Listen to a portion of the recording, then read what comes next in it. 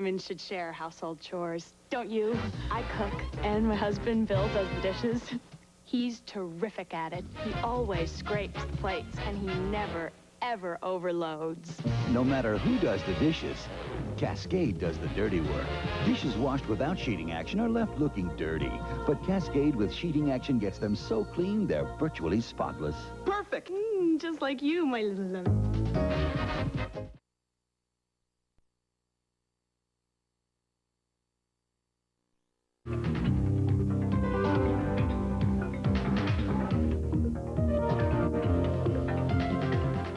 Hi, everybody. I'm Michael Kastner. Welcome to E's exclusive coverage of the 10th Annual Television Critics Association Awards Dinner in Universal City, California. We're here with critics from all across the country, and we're going to be talking with the winners a little bit later on. Now, one of the hottest contested categories is comedy.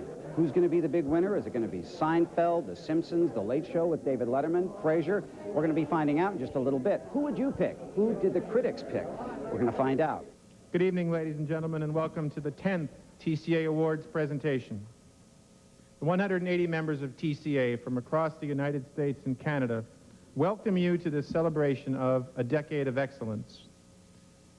The programs you are about to see honored, and the people here who helped make them, represent the best of what this most powerful of all media has to offer. To open our presentation, here's a gifted comedian who is now tackling the challenge of fronting her own television series.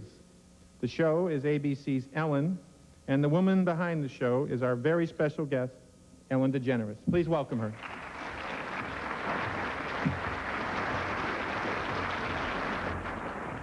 Oh, thank you. Thank you very much. Thank you, David.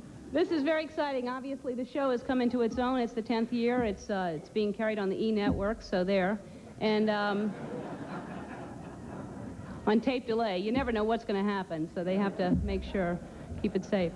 I really am. I'm flattered and honored that I was asked to do this, considering that they've never asked anybody to do this in the 10 years they've been doing it.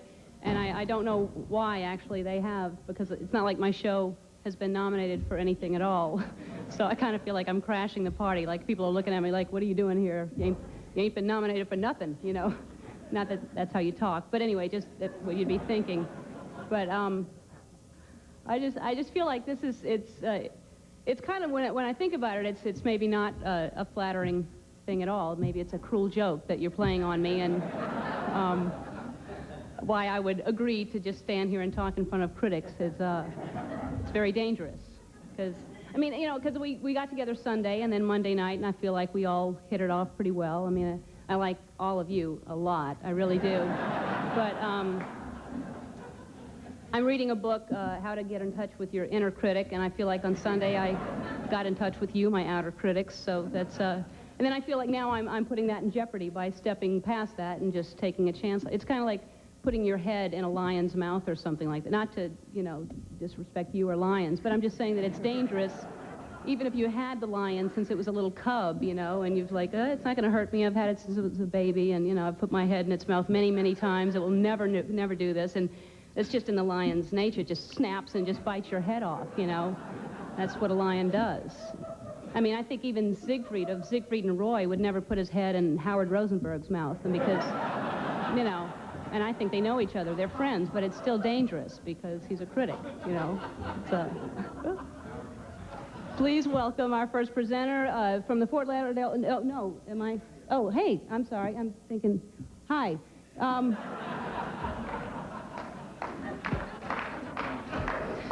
My good friend from the Fort Lauderdale Sun-Sentinel for outstanding achievement in sports, Mr. Tom Jicka.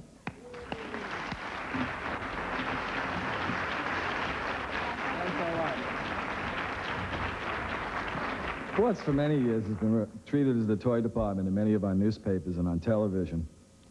This is why I fear I keep getting invited back to present this award. It's kind of like a perennial. But this year, sports kept crashing the front pages and the top of newscasts. Nancy, Tanya, and O.J. couldn't be here tonight, but we still have 5 wonderful and worthy nominees. Speaking of perennials, there's ESPN Sports Center, an almost annual finalist, a tribute to how it has redefined thorough coverage of sports. Another nominee is a close cousin, ESPN's Baseball Tonight, which does for the national pastime what SportsCenter does for the entire universe of fun and games. Coverage of 3 world-class live events is also among our 5 honorees. There was CBS's presentation of college basketball's Final Four, which was complicated by the decision of the president to attend. CBS also did a scintillating job of capturing the spectacle and thrills of the 1993 World Series. CBS provided 2 weeks of rousing spectacle, enchanting features, and stirring competition from Lillehammer, Norway, which captured the attention of a record number of viewers. And the winner of the 1994 Television Critics Association Award for Outstanding Achievement in Sports Program is CBS's presentation of the 1994 Lillehammer Olympics.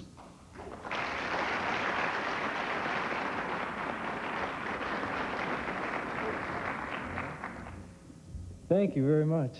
I just want to say a couple things. If it weren't for the athletes out there, there wouldn't be anything to cover.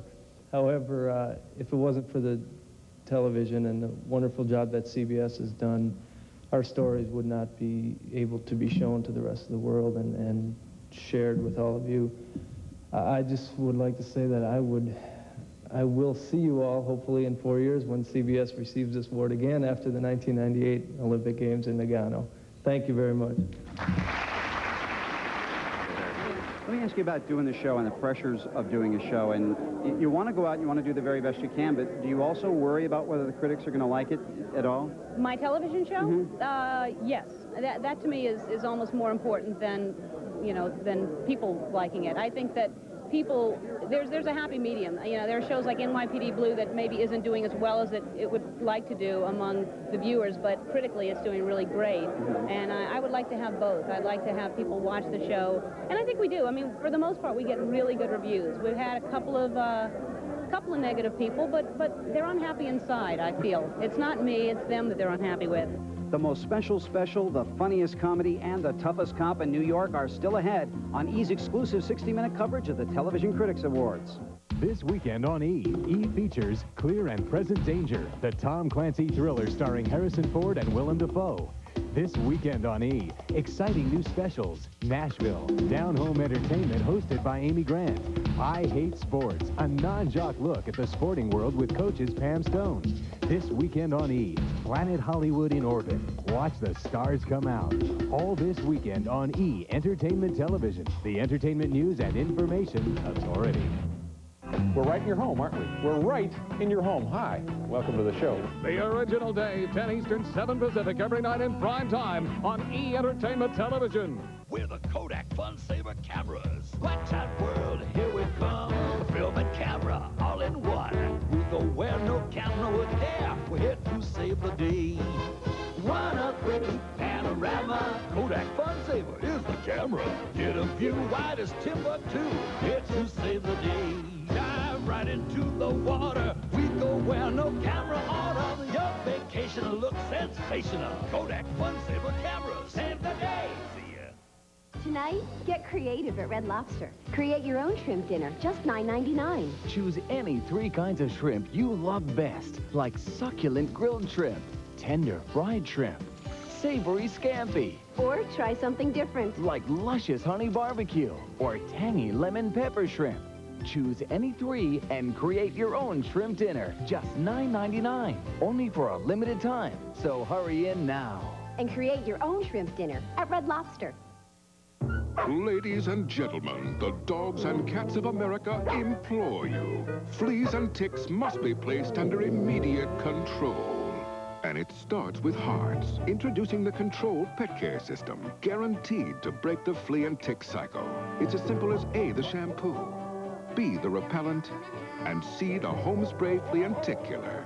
Add your Hearts 2-in-1 collar, and your flea and tick problems are under control. It starts with Hearts.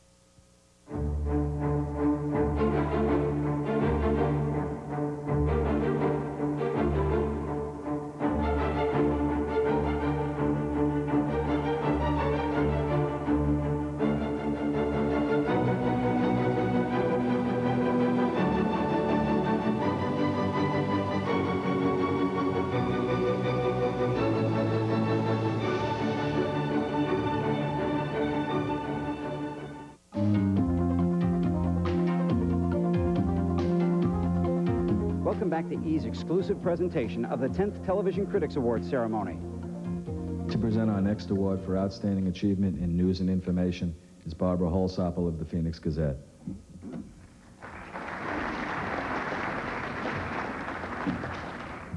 Thank you. When we first began giving these awards, news and information was news and information. There was never any question. That's not true today. Today, we deal with tabloid TV. And what is news, when is it news, and how is it handled? And sometimes my fellow critics and I turn on the set and we're appalled by what we see. That's why we're so proud tonight to honor 5 nominees that do not do tabloid TV, that were not in the bidding to buy pieces of evidence in the O.J. Simpson case or stories about what Jeff said to Tanya. Our nominees tonight are PBS's Frontline. Our second nominee is PBS's McNeil-Lehrer NewsHour. Nightline is almost an annual nominee. 60 Minutes is the granddaddy of the news magazine shows that have proliferated in the past couple of years. CBS Sunday Morning. And our winner is ABC's Nightline. Sometimes we are a little strange about things like this. I mean, I knew about this award when I was out there with you all on Monday. That would have been an ideal opportunity to say thank you, but I wasn't supposed to know about it on Monday, so instead, I get to say thank you on tape. Of course, since I'm pre-taping this message, I'm still thanking you for something I'm not supposed to know about yet. Although by the time you play this tape back, it'll be all right, because by then someone will have told me, officially. What I am most grateful to you for, and this does come back to something I told you on Monday, is that you didn't make me win something in competition with Oprah and Regis and Kathy Lee. I'm both relieved and gratified that you guys still see Nightline as being in the same category as 60 Minutes, McNeil-Lehrer, Frontline, and Sunday Morning. Just putting us in that company is extremely gracious. Putting us at the top of the list, even for a while, makes all of us here at Nightline feel very good indeed. Thank you very much. And now to present the award for Children's Fare, Ed Bark of the Dallas Morning News.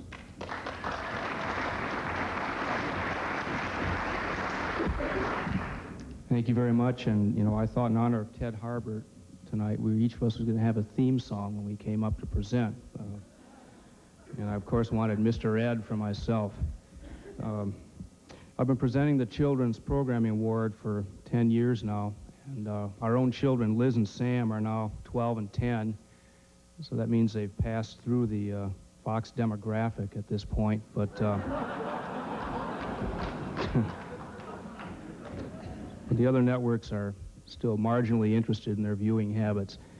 You know, we've been on this TV press tour for so long that Sam's new favorite television show, I checked with him last night, is Meet the Press. And he started to shave as well. And Liz has become quite a political activist of late. In fact, in honor of the pilot episode of NYPD Blue and Andy Sipowicz, she's already got 100,000 signatures on her Ipso This Timothy Dalton petition drive.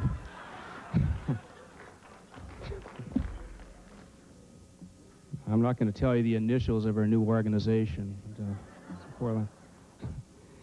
Anyway, our very first Children's Program Award winner way back in 1985 was Shelley Duvall's Fairy Tale Theater. And since then, our honorees have included WonderWorks and Jim Henson, last year's winner, Linda Ellerby, and, of course, Pee-wee's Playhouse. Tonight's nominees are no less distinguished. They are Steven Spielberg's Animaniacs, which, by the way, has a terrific theme song, Beakman's World and Bill Nye, the Science Guy, both of whose casts have great chemistry. Sesame Street, it's the grandfather and really a grandmother of children's programming. Linda Ellerby's new specials for children, for Nickelodeon, I should say, which unfailingly talk up to children. And Where in the World is Carmen Sandiego, which has helped to put geography back on the map. And the winner is Linda Ellerby for a Nickelodeon Children's Special.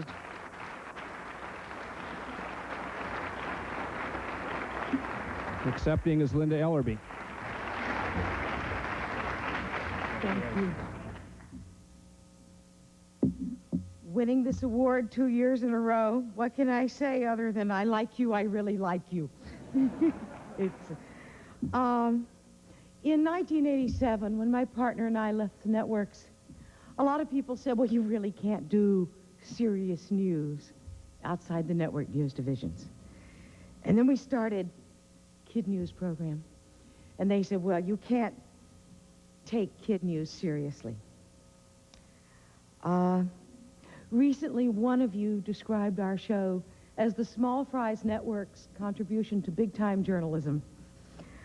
I want to thank you very much for taking Nick News seriously.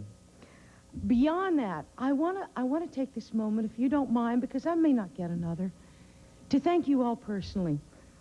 For me, you showed me that it was possible in television, perhaps not to get rich, but to find ways to raise the ceiling other than by lowering the floor. Thank you very much. I want to ask you about the importance of critics, because they do make a lot of people nervous. No, they also keep a lot of us on the air. I mean, over the years, I have probably been the beneficiary of the critics as much as anybody else in television news. We've got lots more still to come. Don't go away. Where do you get the best buzz? The Gossip Show. How far will Roseanne stretch it to win the ratings war this fall? I'll tell you all about it. Married comedian Paul Reiser is thinking about having an affair. I have the story. Why would Arnold Schwarzenegger want to buy back the rights to one of his early films? I've got the details. Get it first. Watch The Gossip Show. Tuesday, 8:30 Eastern, 5:30 Pacific, only on E!, the Entertainment Authority.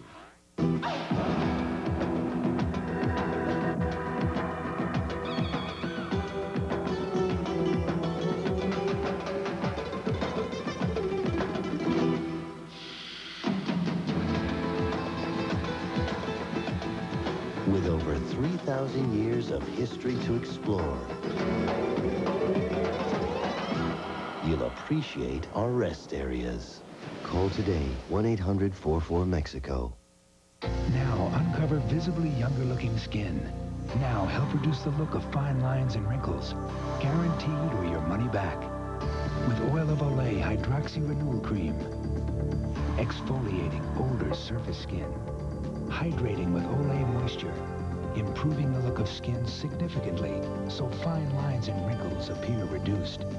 Oil of Olay Hydroxy Renewal Cream. Guaranteed visible results or your money back.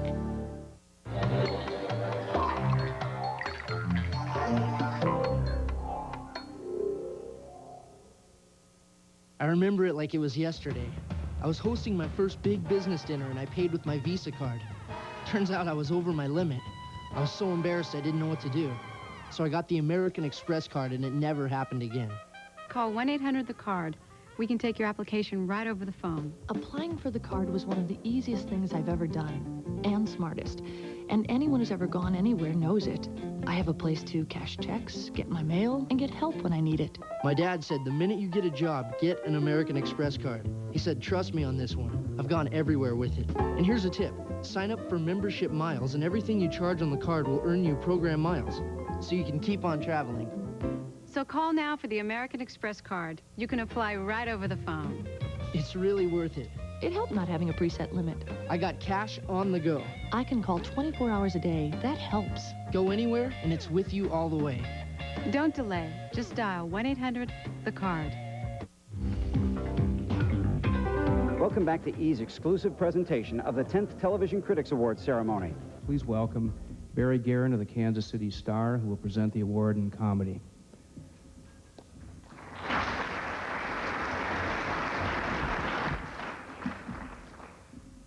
Many of today's comedies are not only funny, but they tackle serious themes.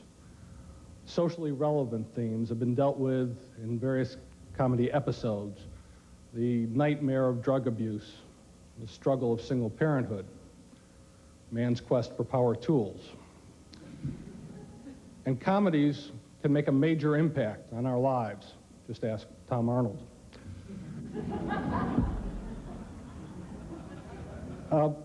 So what is a comedy? Well, it's what's left of a half-hour show when you take out the laugh track, the network notes, and any kid who isn't a twin. Comedy is when Jerry Seinfeld goes on a date. Comedy is when Frasier Crane gives advice over the radio. Comedy is when Warren Littlefield makes a late-night phone call without checking the janitor's closet. And now, it is with great pride that I announce the nominees. They are Frasier, which shows that radio callers can be just as wacky as bar regulars. The Larry Sanders Show, a make-believe talk show which books guests that are better than many on the real ones. Late Show with David Letterman, which proved conclusively that you can go home again as long as it's to a different home. Seinfeld, which has won this award the past 2 years, and whose star is an inspiration to stand-up comedians and middle-aged men of all time. And The Simpsons, an animated show which proves that the American family is alive and dysfunctional. And the winner tonight for the Television Critics Association Award for Comedy is Frasier.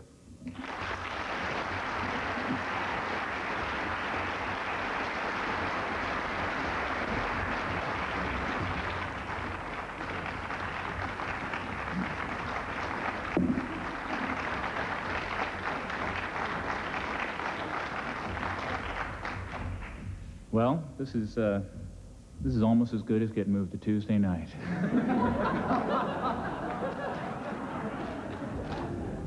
When my two partners and I were writing the pilot, we kept saying to ourselves, the critics are going to kill us for doing a spin-off of Cheers.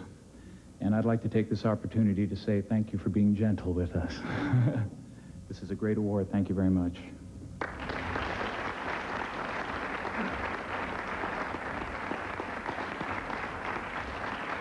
I'd like to say something on behalf of the actors. This gentleman was very right when he said that a great comedy depended on brilliant writing and timing and acting.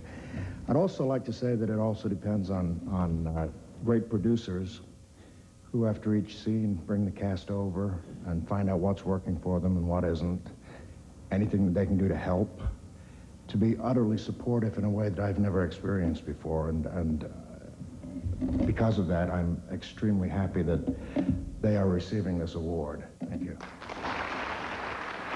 The critics do matter, you know, and they were so kind to us at the beginning of the year, and I'm sure that had a lot to do with the success of the show. So this is just, you know, it's the cherry on top of the icing on top of the cake. It's like training for an Olympic event and getting a gold medal. It feels a little bit like the Lions throwing a party for the Christians, but I don't know. I'm very excited and happy that people are as enthused about the show as I am. We'll be right back with more of E's exclusive presentation of the 10th Television Critics Award ceremony.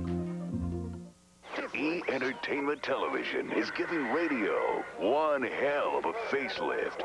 Ladies and gentlemen, Howard Stern. On the air, behind the mic. Of course I'm wonderful. You've never seen radio like this before. I give you a reason to live. Howard Stern, Monday through Saturday, 8 and 11 Eastern and Pacific. It's the best radio on television. E Entertainment Television. It's not so much a TV show as it is a nightly desperate cry for help. The original day, 10 Eastern, 7 Pacific, every night in prime time on E! Hey, if you're with AT&T, how'd you like a nice bonus? Just for spending $25 a month on AT&T long distance. It's easy. Just one call, and first you get 20% off with AT&T True USA Savings.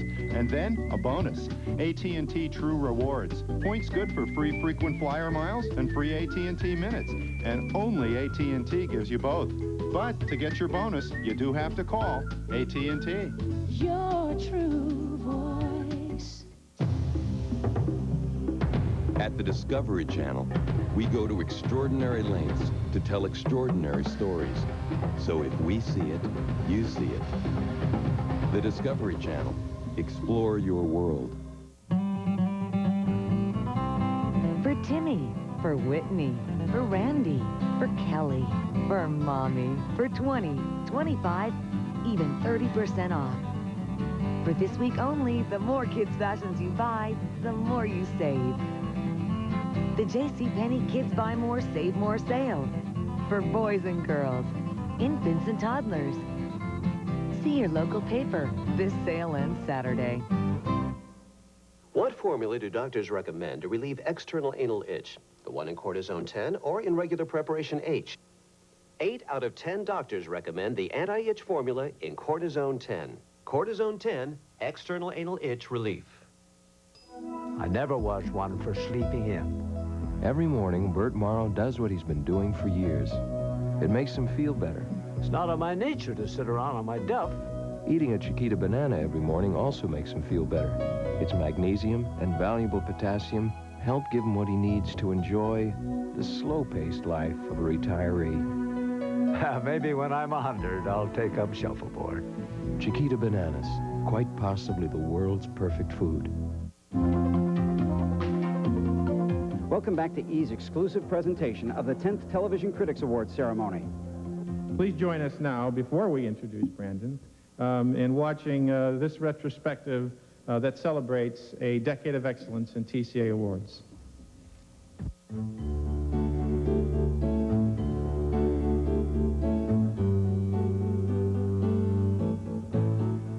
Since its inception in 1984, the 180 U.S. and Canadian members of the Television Critics Association have spread the word about gems, jewels, and diamonds sparkling in the rough of the so-called media wasteland. I think TV critics are important.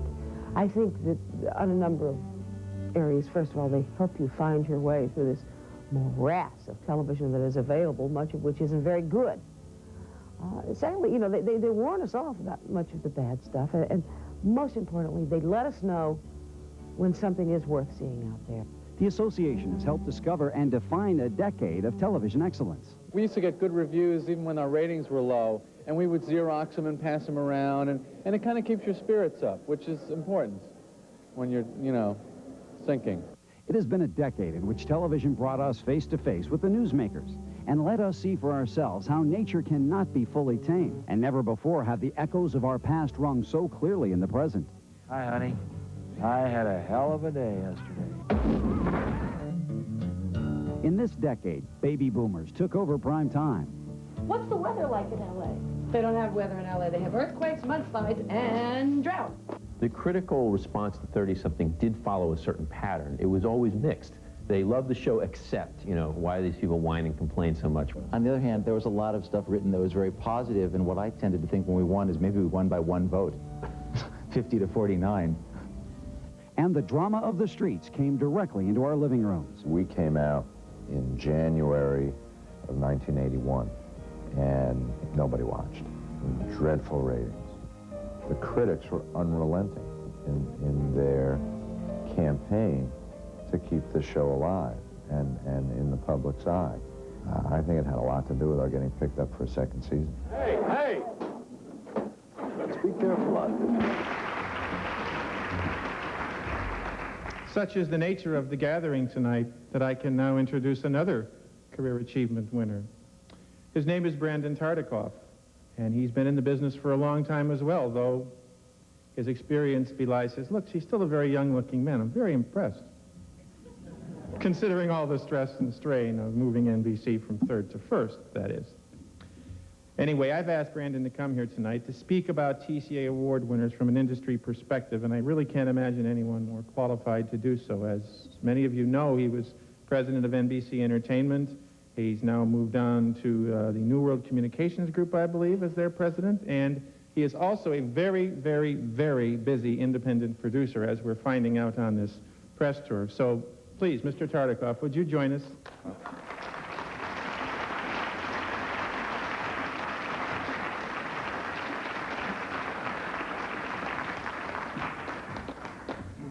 Thank you. And greetings from New Orleans. a city where I still reside, and also a city where crime in television does not pay. Now, crime on television, that's a whole other story and probably another speech. I want to thank the TCA for giving me this honored spot in your program, but I also want to thank you for another thing. You see, when I first tried to read the very fine print, the small print, your letter of invitation, I literally could not believe my eyes. I saw this word. I said, you wanted me to speak about the decade of excrement.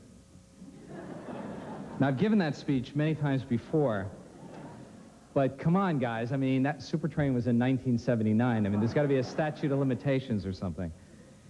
And then I realized I needed reading glasses at this age, so thank you for that.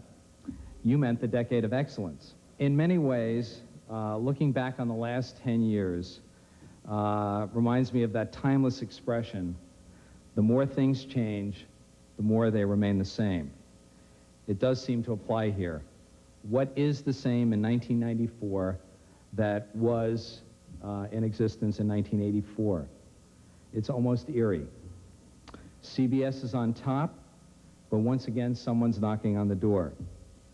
Bill Cosby has a new show that he hopes will get NBC back to the top spot.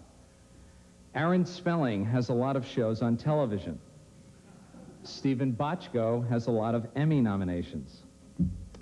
Talented producers like Stephen Bochco continually try to push the envelope of programming, while pressure groups, mostly from the right, want to lick that envelope shut, except they don't want you to use the word lick. But alas, something has changed, and I'll leave it up to you whether these changes are good or bad. The ownership of the original and only networks way back in 1984 have all changed hands. News divisions, lost leaders in the 1980s, have been transformed in the 90s into profit centers and prolific suppliers of primetime programming fare, displacing 10 hours next year of entertainment programming, mostly the adult drama. But what we have to look forward to, I personally find exciting and exhilarating, and has me plowing back into the medium full-time and hopefully big time. Thanks. We've got lots more still to come. Don't go away. Is bowling a sport? Ouch. Where do wrestlers come from? Is golf good for your sex life? I can't believe you said that. Wow. It's Ease. I hate sports. For folks who don't want to just do it. Hi, I'm Pam Stone, and I Hate Sports will be investigating these questions and many other mysteries. It's a sports show for the non-sports fan. Relax. Watch I Hate Sports, premiering Saturday at 6 Eastern and 3 Pacific. And it's right here, only on E! This portion of E! Entertainment Television is brought to you by Hearts Pet Care.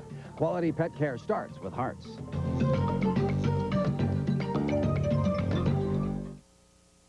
Ladies and gentlemen, the dogs and cats of America implore you. Fleas and ticks must be placed under immediate control. And it starts with Hearts, introducing the controlled pet care system, guaranteed to break the flea and tick cycle. It's as simple as A, the shampoo, B, the repellent, and C, the home spray flea and tick killer. Add your Hearts 2-in-1 collar, and your flea and tick problems are under control. It starts with Hearts. Mickey and Mallory. What do you think of Mickey and Mallory, huh? Best thing to happen to mass murder since mass. Yeah, but they're way cooler. Sure, they're a couple of sick, twisted killers, but with ratings like this, who's gonna zap them? Woody Harrelson, Juliette Lewis, Robert Downey Jr., and Tommy Lee Jones, an Oliver Stone film, Natural Born Killers, rated R. Starts Friday, August 26th at a theater near you.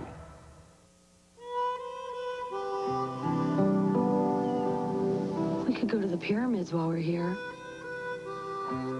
Maybe shopping in one of those colonial towns. We could take a trip to the fishing village.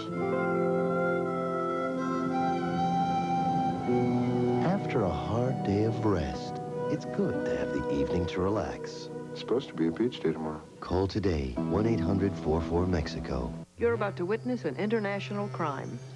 Here's the plan. I will dial Granny in London and speak for 2 minutes. Helen, you'll have the next 2. Then each of you kids will have 60 seconds. Okay, synchronized watches. Their crime? Not letting Sprint split the cost of international calls to the person they call most. Is it time to tell Granny about her new puppy? Sorry, Emma. Maybe next month. Call now, get 50% off the person you call most, and up to $50 free long distance. Welcome back to E's exclusive presentation of the 10th Television Critics Awards ceremony. And now I'd like to introduce Michael Hill of the Washington Post, who will present the award for specials.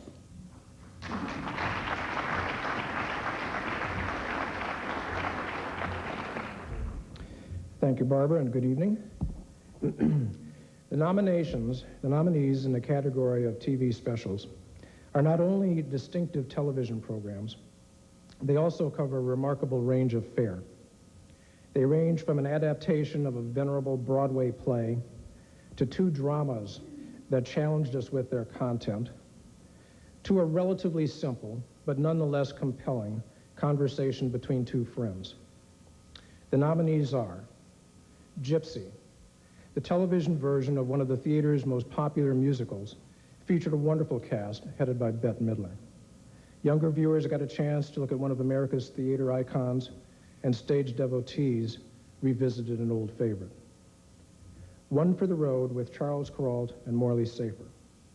Here were 2 CBS colleagues and old friends, one helping the other reflect on his brilliant career. For those of us who could still not quite believe that he was gone from CBS Sunday morning for good, Charles Kuralt's recollections were a welcome curtain call. Tales of the City. This PBS drama, centering on life in a highly diversified San Francisco boarding house, helped break new ground in the way homosexuals are portrayed on television. Off the screen, the program has generated debate that still lingers on how gays are depicted and on the place and purpose of public television. Prime Suspect 3. This drama gave us a lingering look at a woman who struggled to sort out her love life, coped with the barbs and arrows of her sexist colleagues, and still managed to find time to solve homicide cases. As Tyne Daly remarked here the other day, Helen Mirren got to play both Cagney and Lacey at the same time. And in the process, she gave us a memorable portrait of a most unusual television character, that of the ambitious woman. And the winner is Prime Suspect 3. May I remind you that you inferred that an arrest would be imminent? I can't put a time on it. What we do not want is the investigation broadened. Is that understood? Connie was going to sell his story to the paper, naming 1, a high-ranking police officer, 2, a member of Parliament. So if any names come up on this tape, they are going to stay here in this office amongst us, because we are opening one very big can of worms. And now to present the award for drama, here is Rich Heldenfels of the Akron Beacon Journal.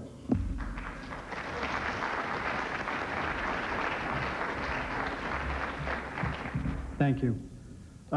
Sometimes when people look at the real-life sagas that have filled news pages and TV time of late, they will judge the events as if they were dramas.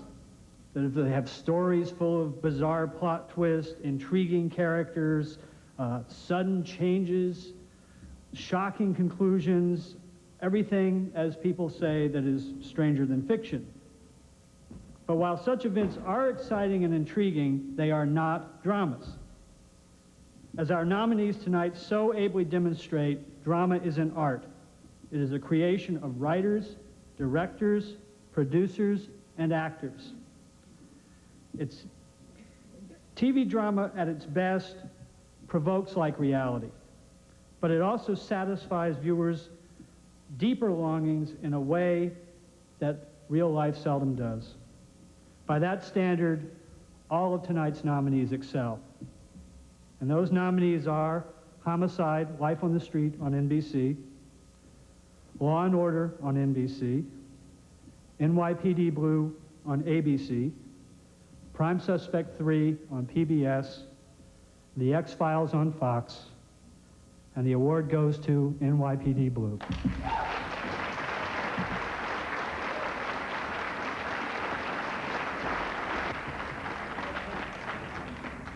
Thank you. Here's an anecdote. You know, after arguing with ABC for over a year about broadcast standards and language and nudity and stuff, and when we finally came to an agreement about the extent of the nudity that we were going to be able to access in the show, we offered the role of Sipowicz to Dan Jansen.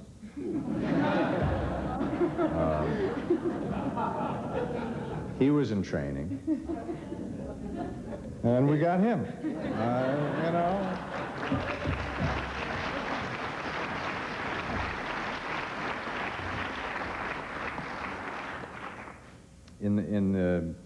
In the climate of hysteria that surrounded the debut of the show in September of last year, the voice of critics was a nice leavening influence, I think, for audiences who were kind of looking for some guidance as to whether this was an appropriate show to access or not. So we thank you for that, and congratulations to all these folks.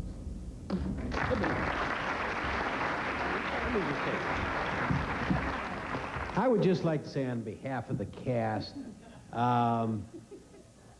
and without kissing too much butt, that we are extremely grateful, not only beyond this show and to be able to say the things and do the things that we get to do, but to be appreciated by you all. And it means a great deal to us, and I think we would all just like to individually express our thanks. So thank you all. We've got lots more still to come. Don't go away. Welcome back to E's exclusive presentation of the 10th Television Critics Awards ceremony. Now, Dusty Saunders of the Denver Rocky Mountain News will present the award for Program of the Year.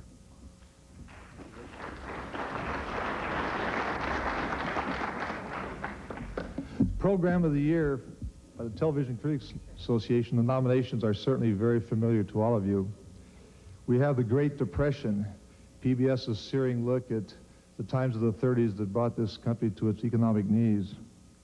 We also have Gypsy, a rollicking Broadway comedy which brought the rollicking Bette Midler to television on CBS. Late Show with David Letterman, the CBS show that changed the sleeping habits of millions of Americans. We also had NYPD Blue, and I think, what else can we say about NYPD Blue? We also had Prime Suspect 3 on PBS, a show that unrelentingly showed the personal and the public life of a woman trying to do her job under very, very adverse circumstances. And we also had the 1984 Winter Olympics from CBS, which brought the startling, cold, and combative reality of Norway into our warm, cozy living rooms. I'd like to present to you now the producer of Late Show with David Letterman. Accepting for David Letterman is producer Peter LaSalle. Peter?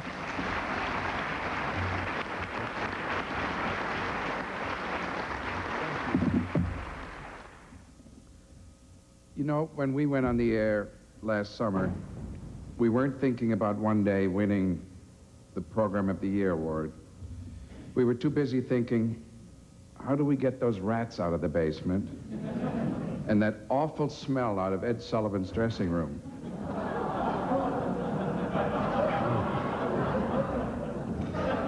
All of us at Late Show are deeply gratified to be honored with such a meaningful and prestigious award. Unfortunately, Dave Letterman could not be here tonight, and here, in his own words, are the top 10 reasons why. Ladies and gentlemen, I have a copy of tonight's top 10 list here in my left hand. Here we go from the home office in Sioux City, Iowa. Top 10 reasons I can't be with you tonight. Top 10 reasons I personally cannot be with you tonight. Here we go, number 10. I'm sitting in for the vacationing Dan Rather. Number 9. Still blitzed on Brazilian World Cup sangria. Number 8. I'm meeting with Peter Tork about me and the rest of the monkeys reuniting. Number 7. Are you kidding? It's Models Inc. night. Number 6. One of those giant meteors bounced off Jupiter and hit me right where it counts. Number 5, opening tonight on Broadway, my one-woman show, Debbie. Number 4, on Caribbean Beach, honeymooning with Lisa Marie Presley. Number 3, busy helping Larry Tisch put together Weather Channel merger. Number 2, on my way to the airport, I received another award from the Connecticut State Police.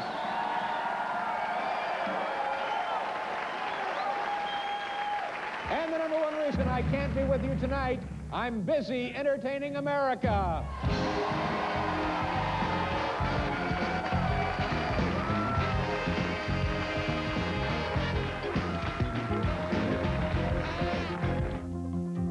We'll be right back with more of E's exclusive presentation of the 10th Television Critics Award ceremony. What if 2 ordinary guys took control of a nuclear power plant? That would be bad. It would be interesting, but bad. What if 2 regular Joes took control of the Vatican? That would be sacrilege. What if 2 dudes took control of the Chicago Cubs? Wouldn't make any difference, would it? Nope. Well then, what if 2 well-informed young men took charge of a network newscast? Now that would be good. That would be News Weasels, an unusual look at an unusual world. Coming up next, only on E! Men and women should share household chores, don't you? I cook, and my husband, Bill, does the dishes. He's terrific at it. He always scrapes the plates, and he never, ever overloads. No matter who does the dishes, Cascade does the dirty work. Dishes washed without sheeting action are left looking dirty, but Cascade with sheeting action gets them so clean they're virtually spotless. Perfect! Just like you, my little love. Welcome back to E's exclusive presentation of the 10th Television Critics Award ceremony. Our final award tonight, the Career Achievement designation, will be presented by Ann Hodges of the Houston Chronicle. Ann?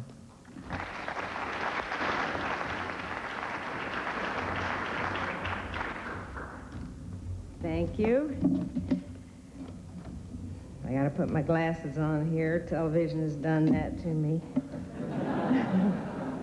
The nominees for the Television Critics Association's Career Achievement Award are Roone Arledge, the visionary and the innovator of sports and news on television; Stephen Bochco, who challenged taboos and honed contemporary TV drama to the highest standards of excellence; David Letterman, whose originality and talent bridged a generation gap to begin a new era of late-night showmanship; Ted Turner, the cable empire builder whose dream of a global village of TV news came true; and Charles Kuralt, who in the gritty world of broadcast news carved his own niche and did it his way. It is a great honor to present to you the Television Critics Career Achievement Award winner, a gentleman now beginning a new career in his life, Mr. Charles Kuralt.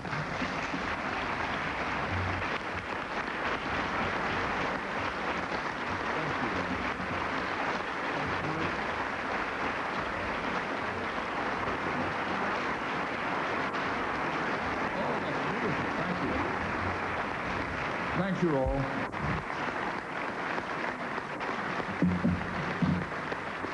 Well, I'm very grateful to you. Thank you.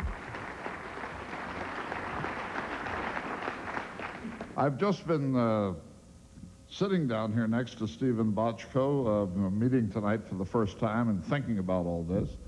I am sure that if you wanted to know about how things were in the 16th century, you wouldn't go to the journalists of the time. You would go to the poets and spinners of yarns, the dramatists. You'd go to Shakespeare. Since every single one of the other nominees for this award, not only Stephen Bochco, has achieved so much more than I have, I accept this outcome of your vote as an expression of the hope of the Television Critics Association that they, at least, will go on achieving for the benefit of us all, as surely they will. I won't. My career in television is over. I have given up my nice program and my corner office, and I have taken off my necktie, except for occasions like this, and abandoned even pretense, which, as we know, is the DNA, the very structural, genetic element of television. In leaving television willy-nilly, I have entered life, and life is all right, though it does not pay as well.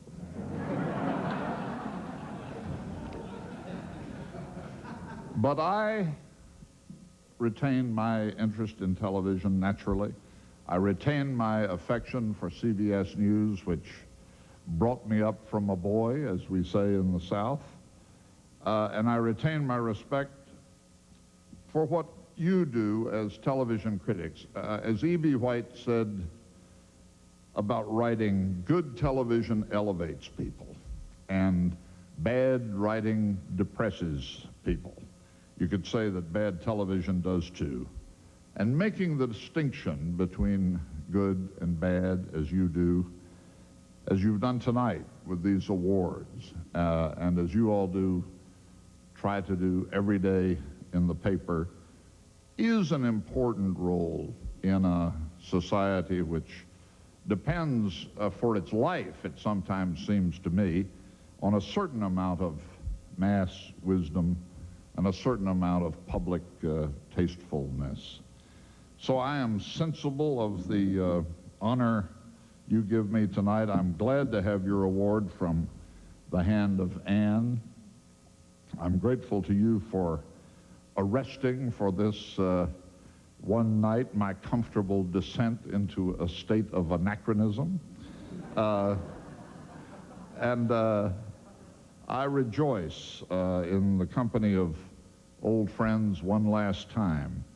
A lot of lucite goes into the closet.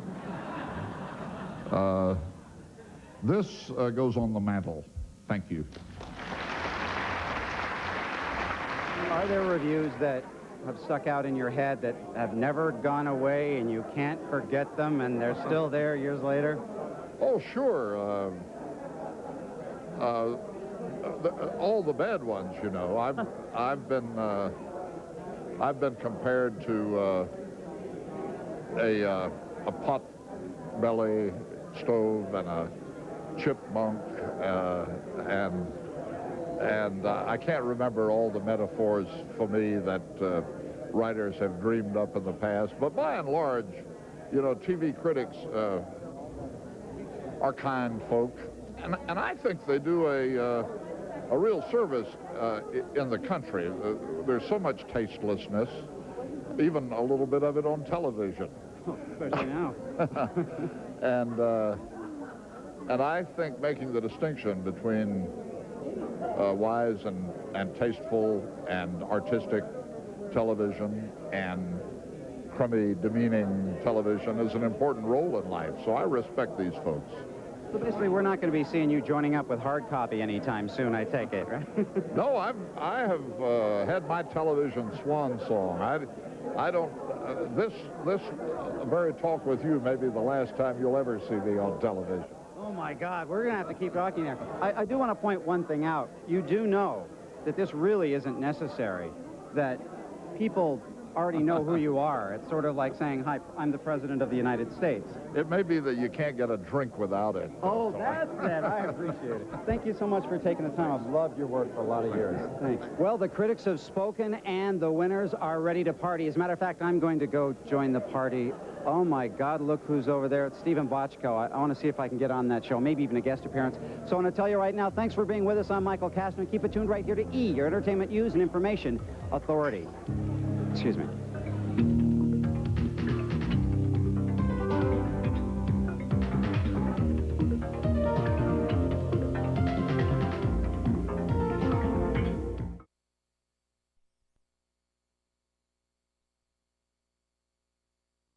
Make more money? Sure, we all do.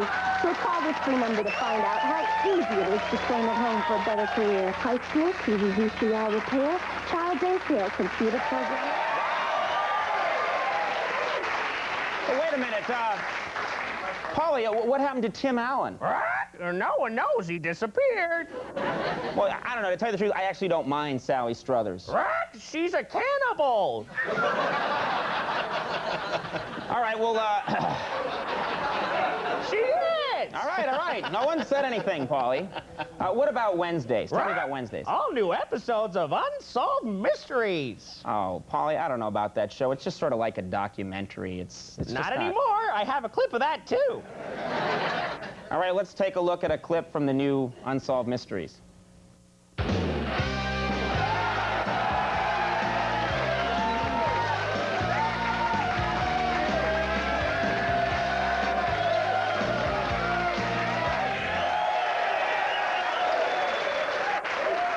Really, Polly? That's Unsolved Mysteries? Only on NBC. I don't know, Polly. It really looks good, but ABC has Roseanne at the same time, and that's a great... It's not as good this year. Really? Without Tom Arnold behind the scenes, the magic is all gone. Look at this clip. You have another clip, Polly? I have my sources. Okay, let's take a look at this clip from the new Roseanne.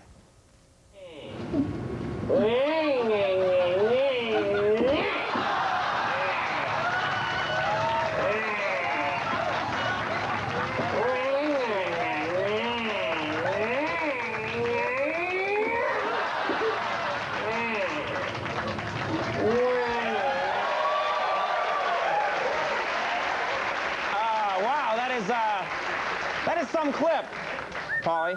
Yeah, but you know, so to tell you the truth, looking at that, I thought it was kind of raw and edgy. I actually liked it. Me too. Yeah, it was good. Look what we got! Look what we got! Look!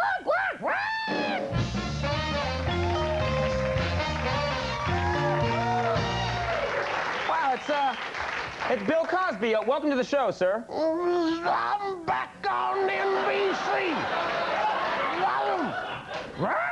Tell them about the new show, Cos. Yeah, that's right. You have a new show, Mr. Cosby. The Cosby Mysteries. Everyone's talking about it. And I'll be playing a detective. I'm solving crimes, helping people.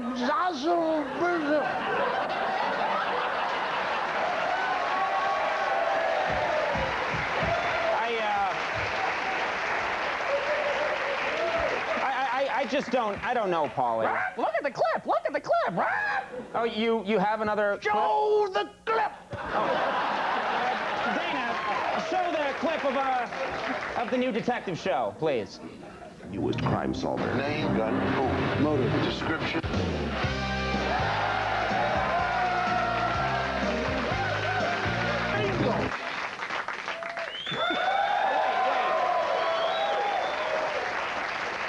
Wait, so that's the show? Bingo! I'm sorry, Polly, but I kind of miss the funny Cosby, you know? Theo plays his sidekick. Really? Theo Huxtable? Theo! And Rudy's the police lieutenant. It's just like the old Cosby show. Rudy! Rudy! I just don't know. I mean, it just doesn't seem to have the punch of a great crime drama, you know, like NYPD Blue. I mean, I'm sorry, Paulie, but I think that's the best show on television right now. Not anymore. It's not as good now. Well, wait, what are you talking about? First, they wouldn't pay David Caruso. Now they're skimping on production value. Take a look at the season premiere. Look at the clip. All right, let's look at this clip of NYPD Blue. I'm a copper, see? Yeah, me too. I'm a cop. Yeah, I got a gun. Oh, look at my hat here. Oh, let's get in the car, yeah. Let's get in the car and get some criminals there. Come back here, you crook. You'll never get me, copper. I'm a robber. I got a gun. I got a gun, too. Look at me go. Hey, look at my ass now. Oh, NYPD Blue. I'm a copper. Look at my ass. Wow. I gotta say, though, I'm really sorry, you two, but that still looked like more of a crime drama than your show. I'm sorry. It's in Spanish. You heard the bird. It's Spanish, Espanol. Yeah, I'm sure it is. All right, look. Thanks very much. Get lost, Polly, all right? Thanks very much. Let me see you. Yeah, okay.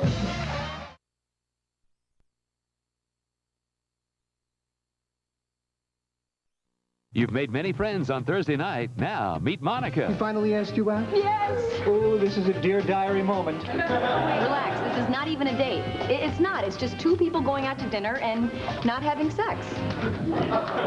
Sounds like a date to me. Friends, Thursdays this fall on NBC.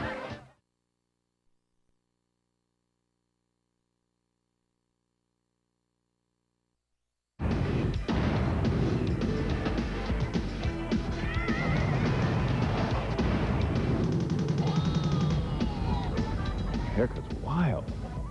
It's like somebody mowed it. You know when you mow your lawn and it's not even and stuff? There's little chunks of grass out here, and then it's high there. Can somebody bring in a hat back in the office for Gary so I can talk to him? I'm not wearing a hat. Oh, you're wearing a hat. I I'm can't not. talk to you like this. Because This is, well, I can't. What I'm did too you try to distracted. do today? Curl it? Yeah, what is going on with it? Is there a hat? What do you got? Thank I'm you. not wearing that. Here. What is that? Put this on. There you go.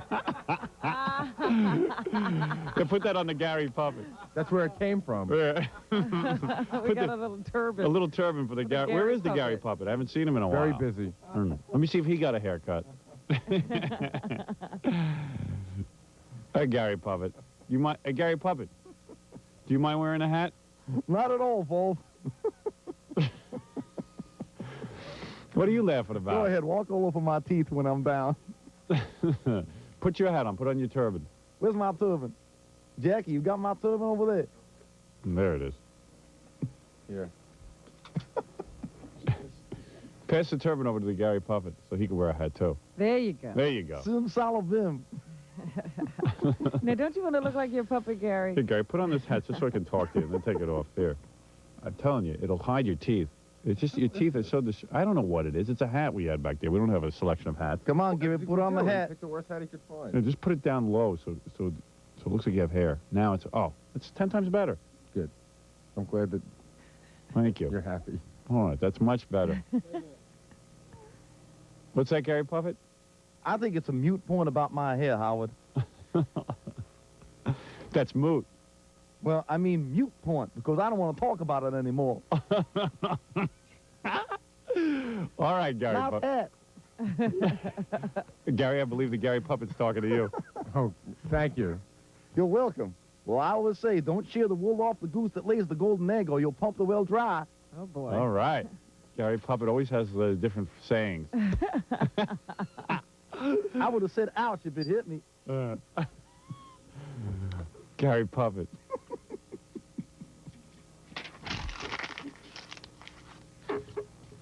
All right. Ow. Very good. A little All delayed reaction. Gary hates the Gary Puppet. Well, he's No, going to be I- traveling with it. I just hate being made fun of on a daily basis, but I guess, It's because you got a haircut. Oh, Your I teeth must are- have been crazy to get a haircut. The purple lights are bouncing off your teeth.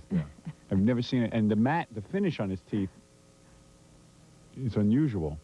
You know what? You should get a different Why don't dentist. you tell the story without me? Which story? Whatever story you're going to tell. Okay. You don't need If me. you want me to. Yeah, why don't you? I'm going to go. All right. All right, see you later. Leave your hat on, will you? No. Please? No. It's just very distracting. He gets the haircut. And I guess the hair used to fill out. Yeah, his head is big. Right, yeah. And he's got a lot of teeth. So when he had the haircut, it just It kind of sort all of fit. balances it out. Then he but I'm shaves looking off. at it, he shaved, it's like that, you know, when you shave the sides of a poodle and then you leave that little tuft. Yeah, a little tuft right of up- hair. And I hate poodles. That's what kind of haircut he got. He got a poodle cut. I know. They shave down the side so there's no curl. And the back. Yeah. Everything's shaved except the little tuft up front. Yeah, and on top he's got curls. Yeah. His head looks like a box. That's right, Gary Puppet. Yeah. Well, I know you think he's a loser, Wolf, but he is first in something, because it's impossible to find someone who has bigger teeth than he does. That's right. Except for you, Gary Puppet. This is true. All right.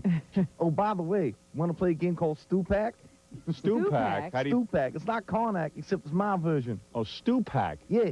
Oh, instead of Karnak, like Johnny Carson Yeah, used to I do. name 3 things, and then I'll tell you what it is. Okay, go ahead. Money, the Lindbergh baby, and Gary's teeth. Money, Lindbergh baby, and Gary's teeth. Name 3 things that are green. Oh. Gary Puppet. I'm very sorry. Want to hear the other one? Yeah, okay. Got one more for us? The Pope's condom, Robin's IUD, and Gary's toothbrush. Everything. So Gary Things Puppet. that don't get used. But Robin, you are a genius. things that don't get used. That's right. The Pope's what? The Pope's condom, Robin's IUD, and Gary's toothbrush. Wow, Gary Puppet on a roll over there. You've been working on material, haven't you? Yeah. I'm the family intellectual. I learned how to read without moving my lips.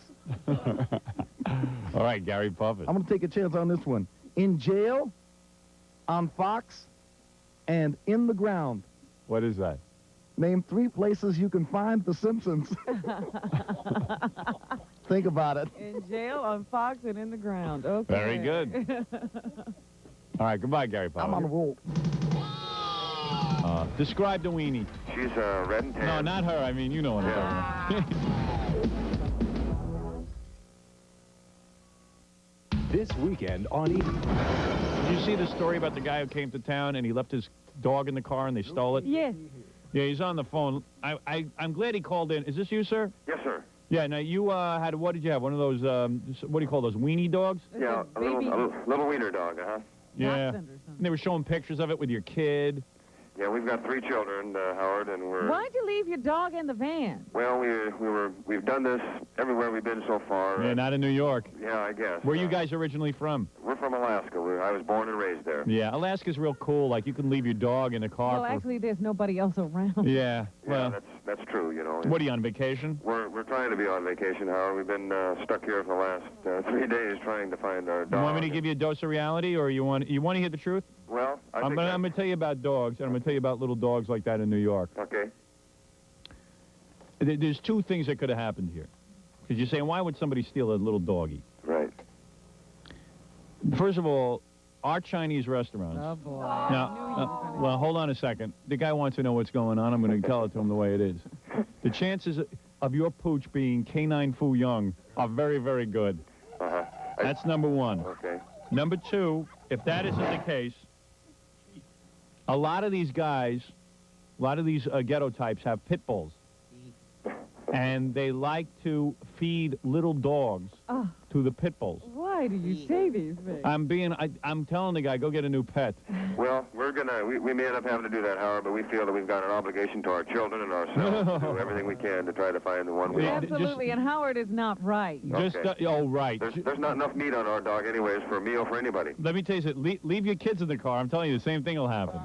I'm telling you.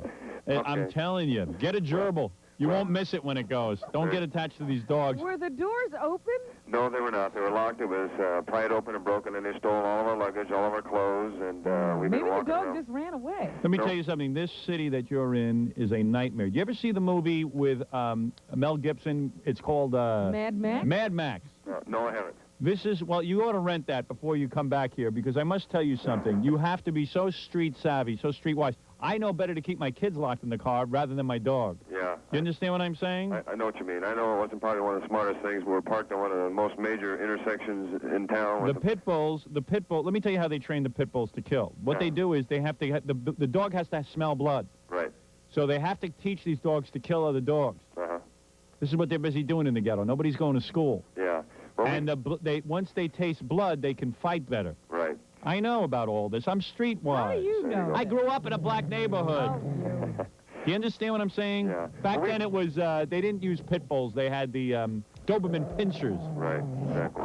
Well, we've had some pretty good leads, Howard, and we're optimistic, so... And never mind your weenie dog. Make sure you keep looking down so no one steals your actual weenie. Weenie, okay. Miss Town, I'm telling you right now. Now, listen, listen, on the off chance that your weenie dog... Doesn't get found? Yeah, I'm going to tell you something. You can't appeal to these ghetto types. They've got the dog. It's already fed to the pit bull. But don't tell your kids that. Just say the doggy died, and you buried him on the Southern State Parkway.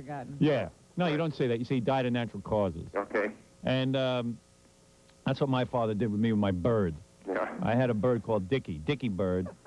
What happened to Dickie Bird? Dickie Bird dropped dead in the cage. My old man threw him in the garbage pail and told me he gave him a funeral on the Southern State Parkway, the Dickie Bird.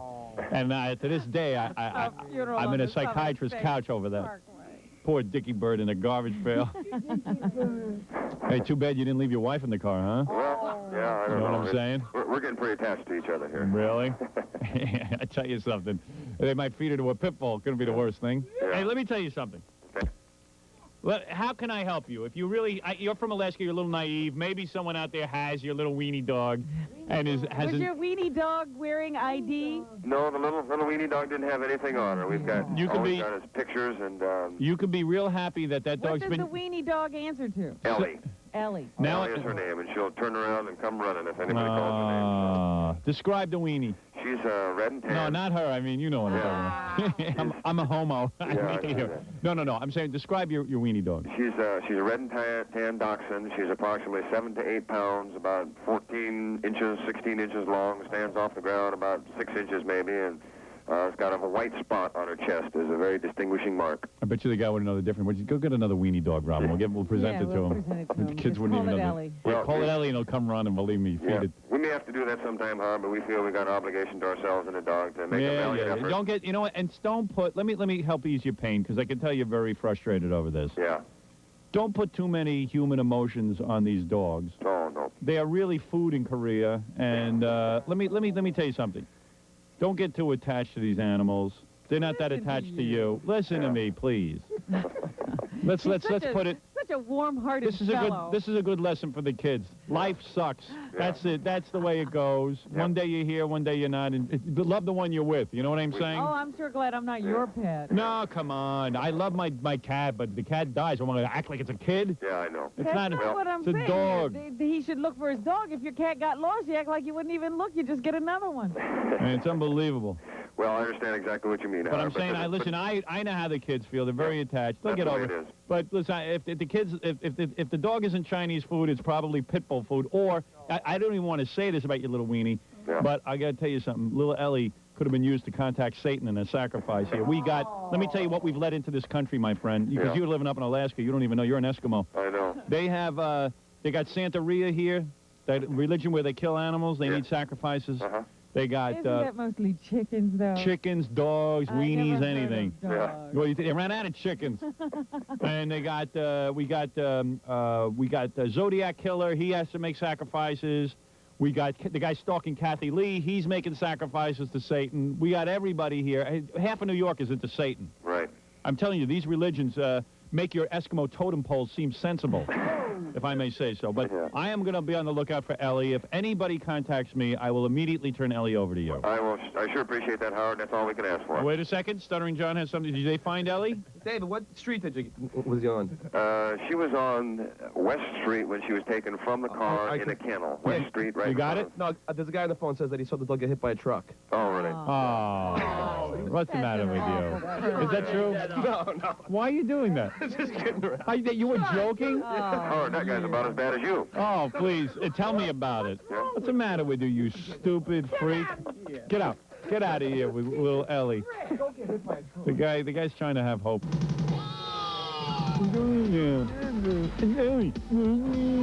Watch me, Ellie. The following demonstration complies with broadcast regulations. And you know what, people, God bless them, they attach, they think these pets are human. What are you talking about? These pets, they don't recognize you for nothing. You know that dog with the O.J. murder?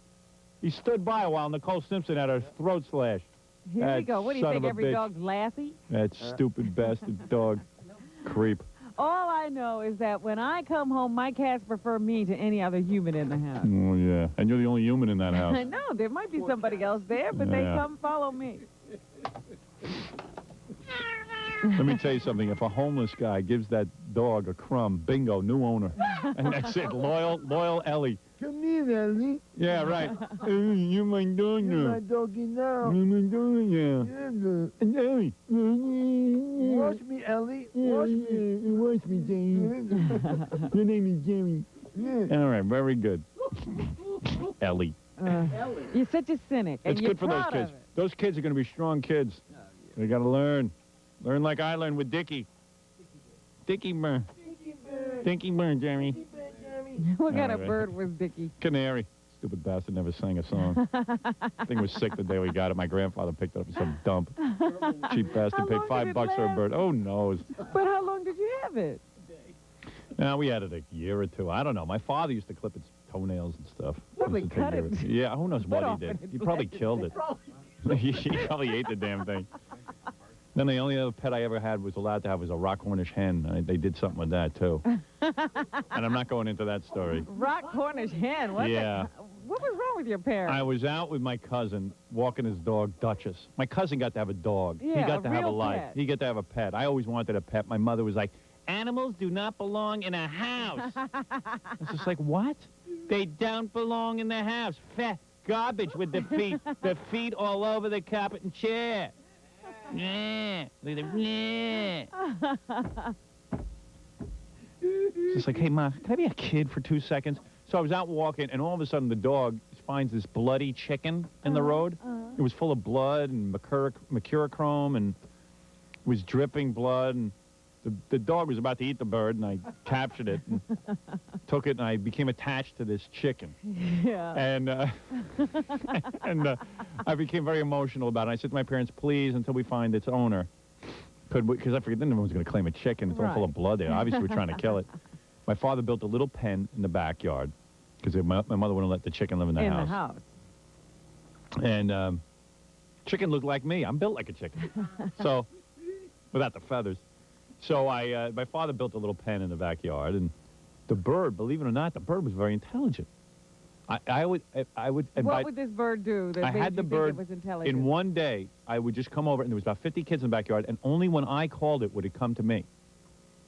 Pecky, I called it Pecky. You're some namer. Yeah, I know. Not real good with the names. Pecky. Yeah.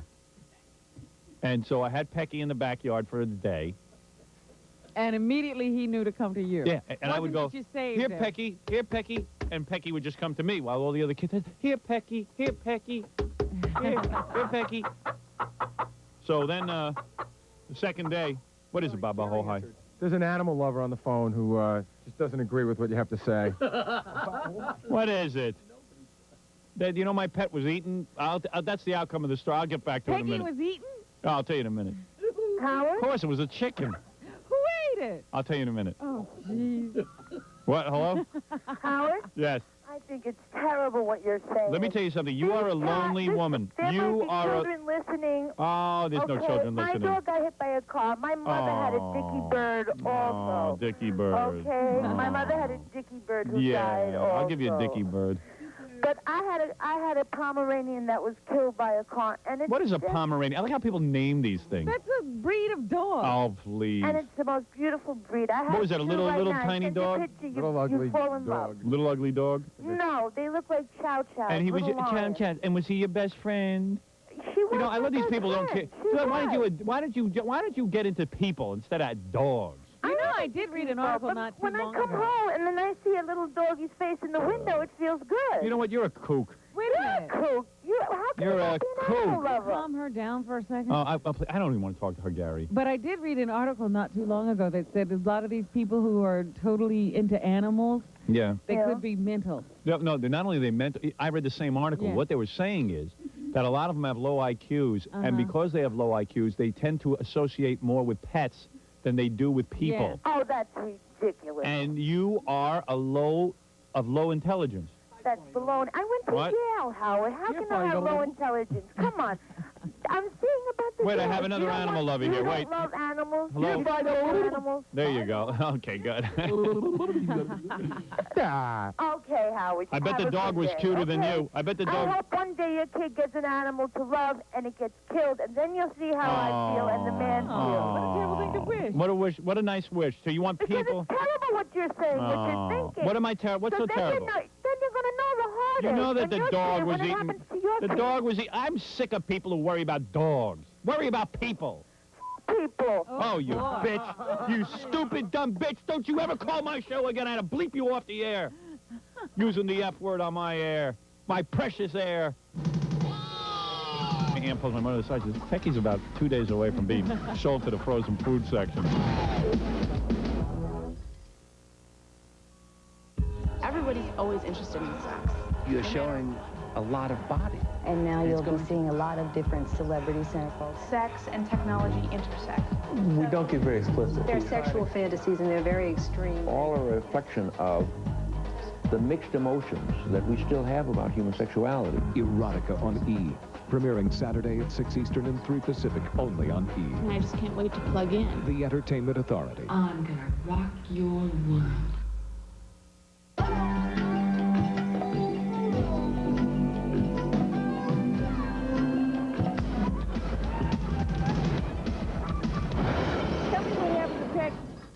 Very painful, very painful. I was very young, and I had Yes. Pecky, and I had him in the backyard there for a day, and within a day, the hen knew me.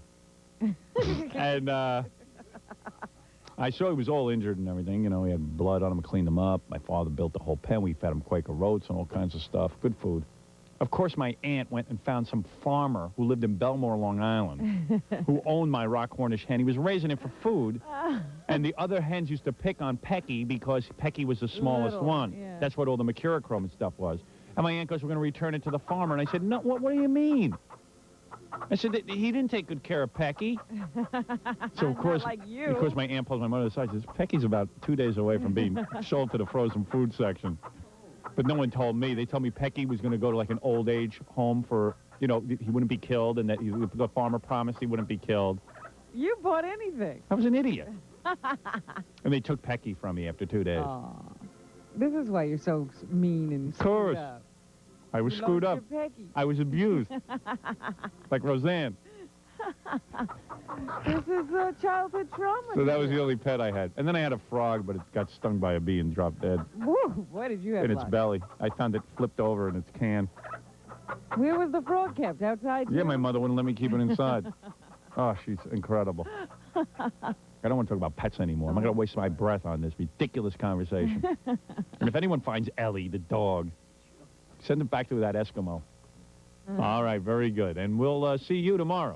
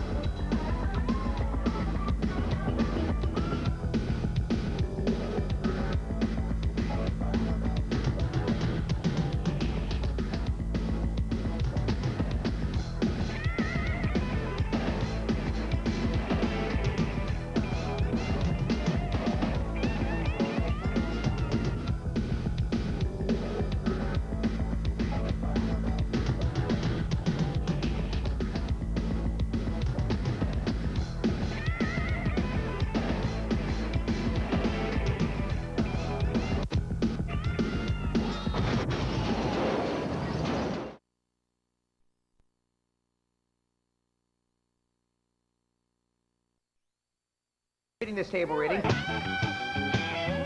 So don't be alarmed by the presence of this camera. Just act natural.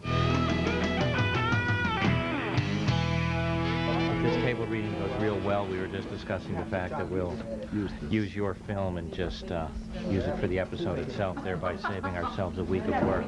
There you go. All right. Page 1, scene 1. There must have been some sign this was going on. Well, I suspected some people were smoking, well, that marijuana. You know, what we used to call the wacky tobacco. As an actor, I know that sometimes you have a good understanding of a moment. And if what they're seeing in the script doesn't match what they're feeling, we talk about it.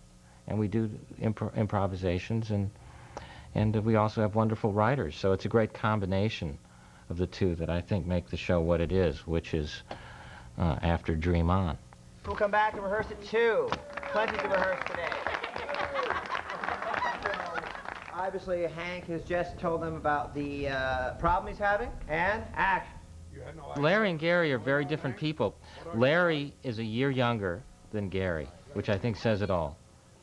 And Larry wants to host a late-night talk show and be on television every night. And I really don't feel that way. I have many other things to do. We need a standing ovation when Larry walks on.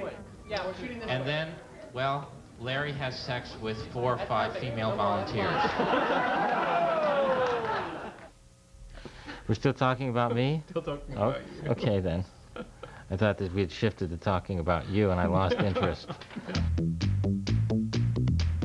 He's just a great guy to work for. And full of self-loathing as any comic genius ought to be. These guys are following us everywhere. He's a hell of an actor.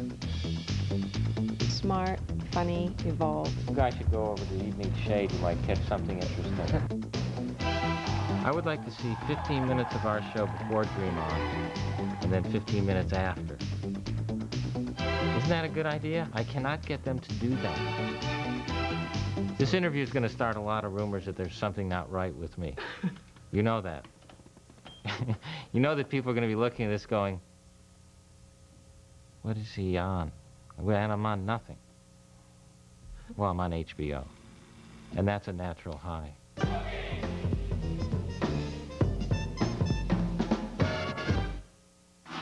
Next on HBO.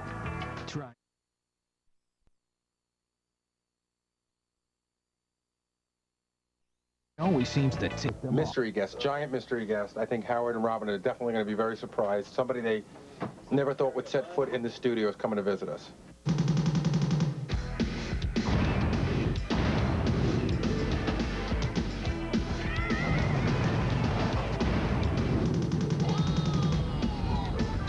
I hope the mystery guest is a beautiful woman. I hope it's a guy.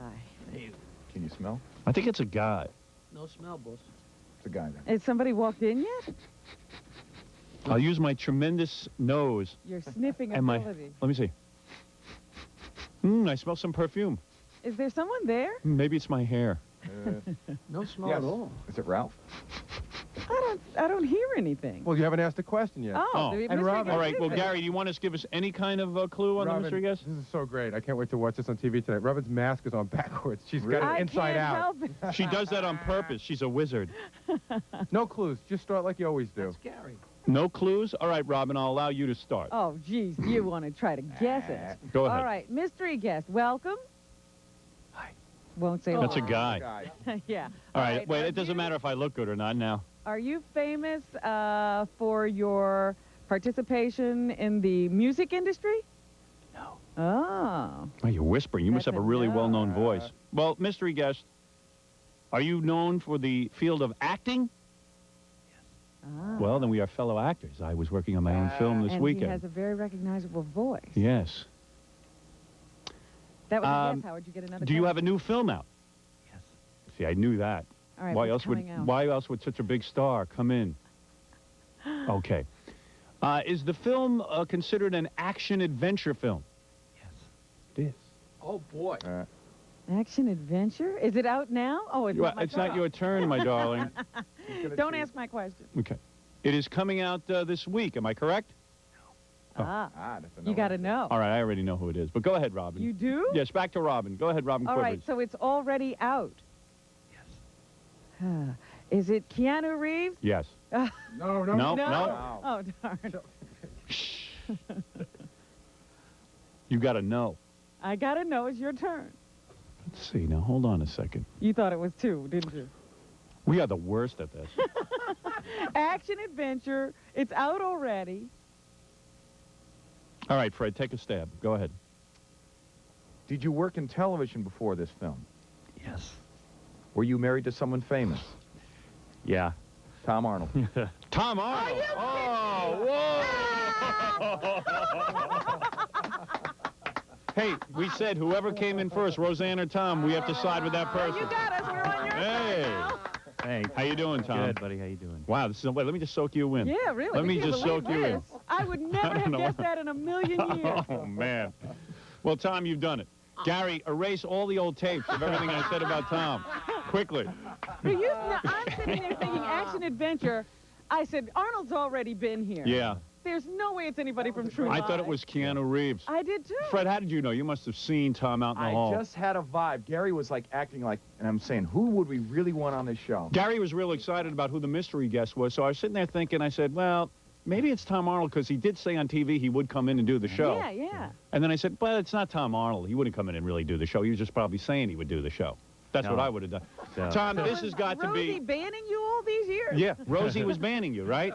No. It was Rosie who was against us. I knew it. Oh. You wanted to come on the show, and Rosie was banning you. Yeah, that's true. That's true. That's what happened. I brought you guys some, Arnold brought you guys T-shirts, right? Yes. I brought you some better than that, really cool sweatshirts for everybody. Better Is than that Arnold. right? Really cool ones from the movie. Tom, I don't even know where to begin this interview, only to say this, that it really, it takes a big man to come in here and sit down with us.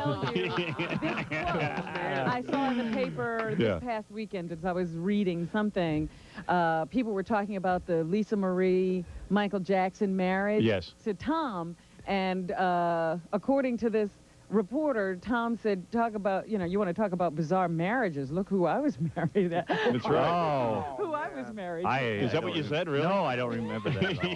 Yeah. Yeah, but, I saw an article in the paper that said, they were talking about bizarre marriages, and they said, Lisa Marie and Michael, they said the most bizarre marriage they would like to see is Howard Stern and Roseanne That would be Arnold. great. I think that'd be great. Did you see that article? Yeah, too? I like that one. Yeah. You think they'd work out well together? I think it'd be great. I think, Tom, let's face it. This has got to be the biggest slap in Roseanne's face. You really are ready for divorce. This is. Well, now, this could be. I don't know about all the other allegations, but this could be considered assault, don't you think? Yeah. No, actually, Tom, this will be most shocking to Roseanne, because Roseanne hates me, right?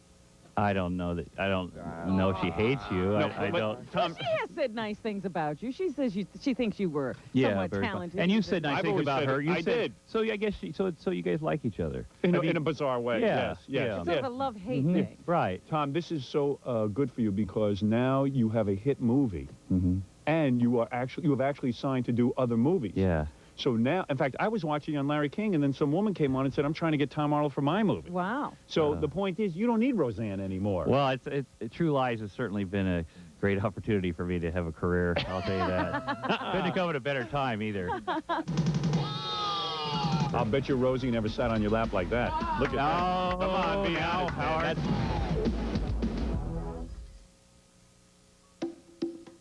What's on E! Tonight? At 8:30 Eastern, 5:30 Pacific, Paul Reiser and Harry Connick Jr. are on FYE. Then, at 9 Eastern, 6 Pacific, Greg Kinnear hosts the award-winning Talk Soup. After that, Steve and Bianca anchor E! News Daily at 9:30 Eastern, 6:30 Pacific. And at 10 Eastern, 7 Pacific, Eric Clapton visits with Dave on Late Night with David Letterman. Tonight on E! Come early, stay late, bring the kids. You'll be glad you did. The Original Dave, 10 Eastern, 7 Pacific, every night in prime time on E! Because calcium is so important for strong bones, there's a Flintstones formula with extra calcium. Flintstones with calcium.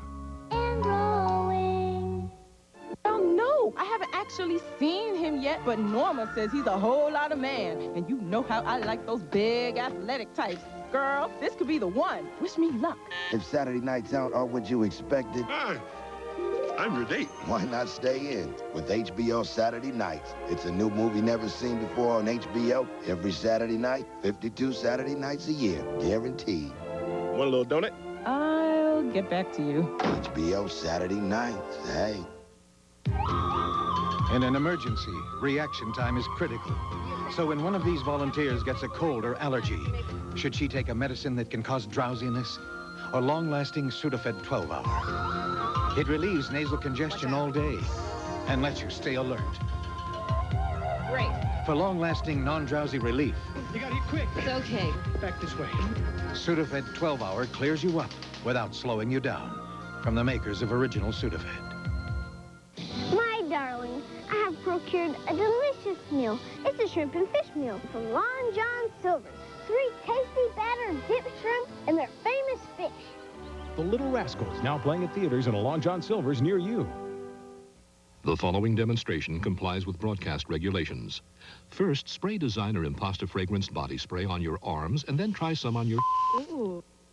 Then spray some on your stomach, and your legs, and your... In fact, designer imposter body sprays smell so wonderful and make you feel so refreshed, you can just spray them everywhere. Designer imposter body sprays, only from Parfums de Corps. Available for men, too. So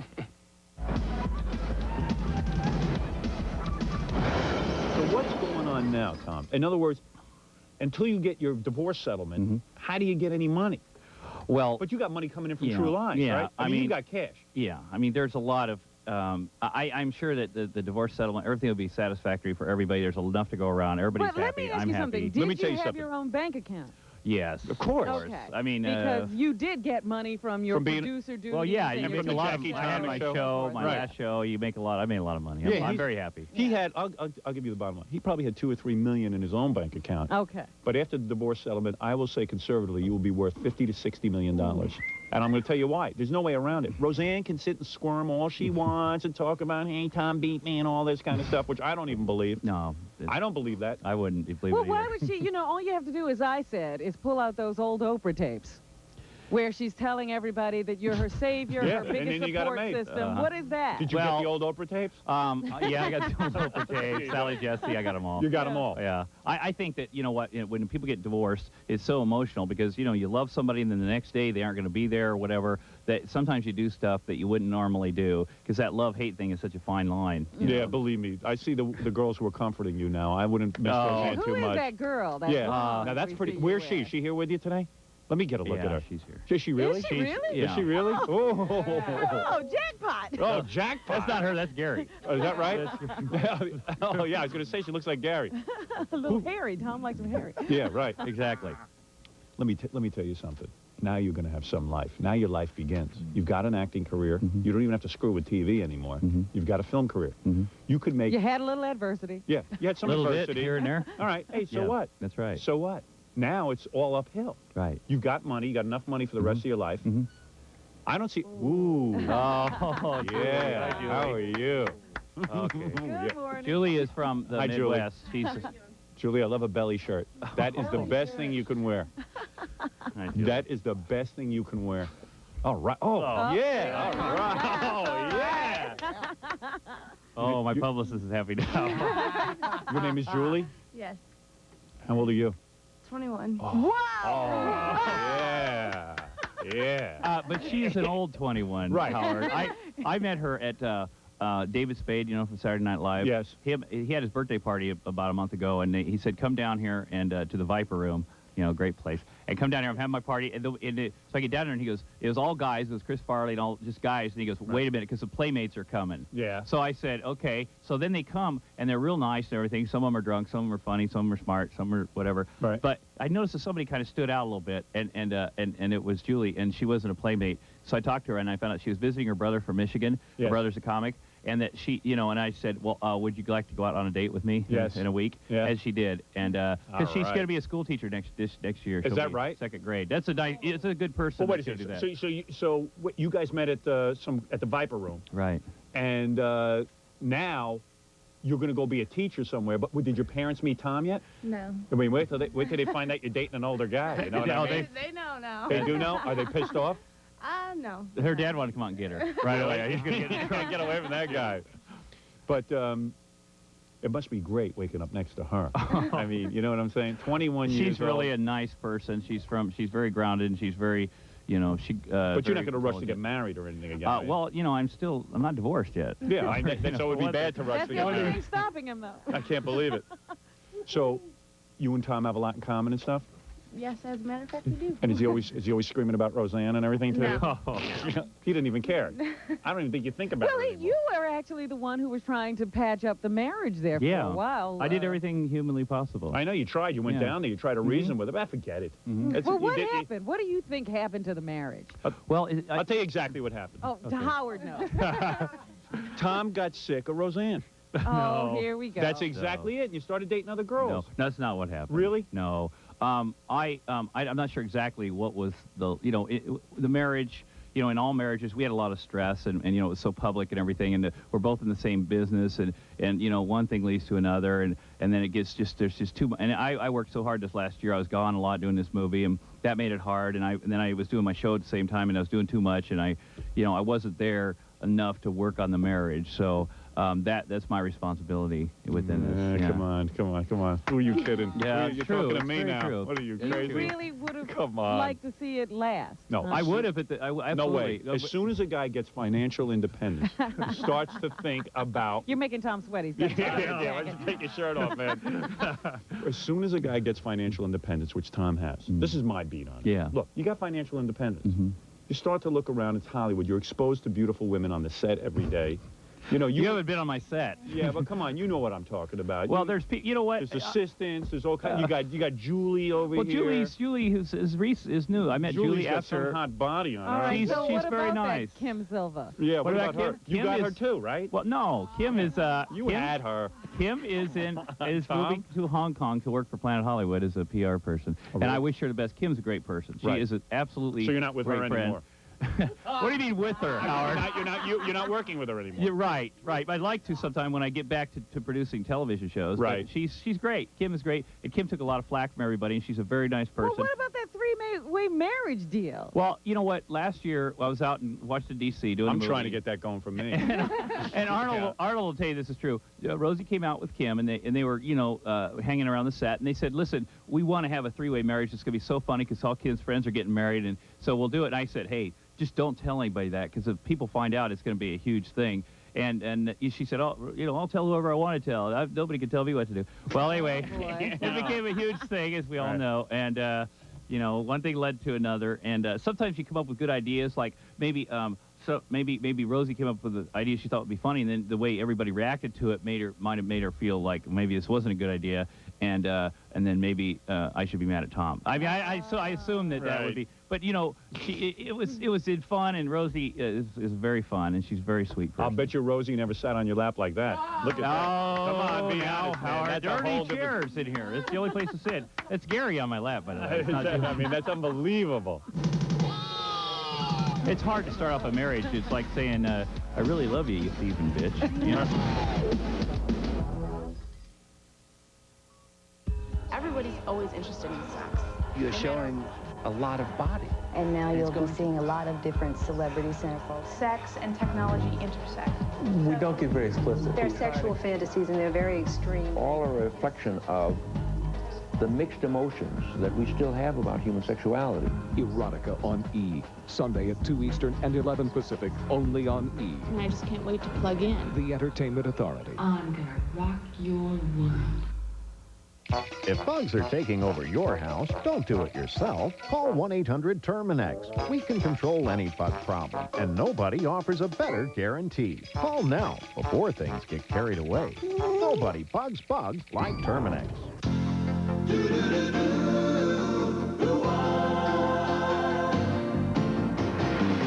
doesn't matter what comes, fresh goes better in life. With Mentos fresh and full of life, nothing gets to you. Staying fresh, staying cool. With Mentos fresh and full of life, fresh goes better. Mentos fresh, fresh goes better with Mentos fresh and full of life. Mentos, the fresh maker. When I get a yeast infection, I buy internal medicine. But for a burning external itch, I use Vagisil cream to stop it instantly. Vagisil works directly on itch nerves. Internal medicines don't. Vagisil can stop any minor feminine itching instantly.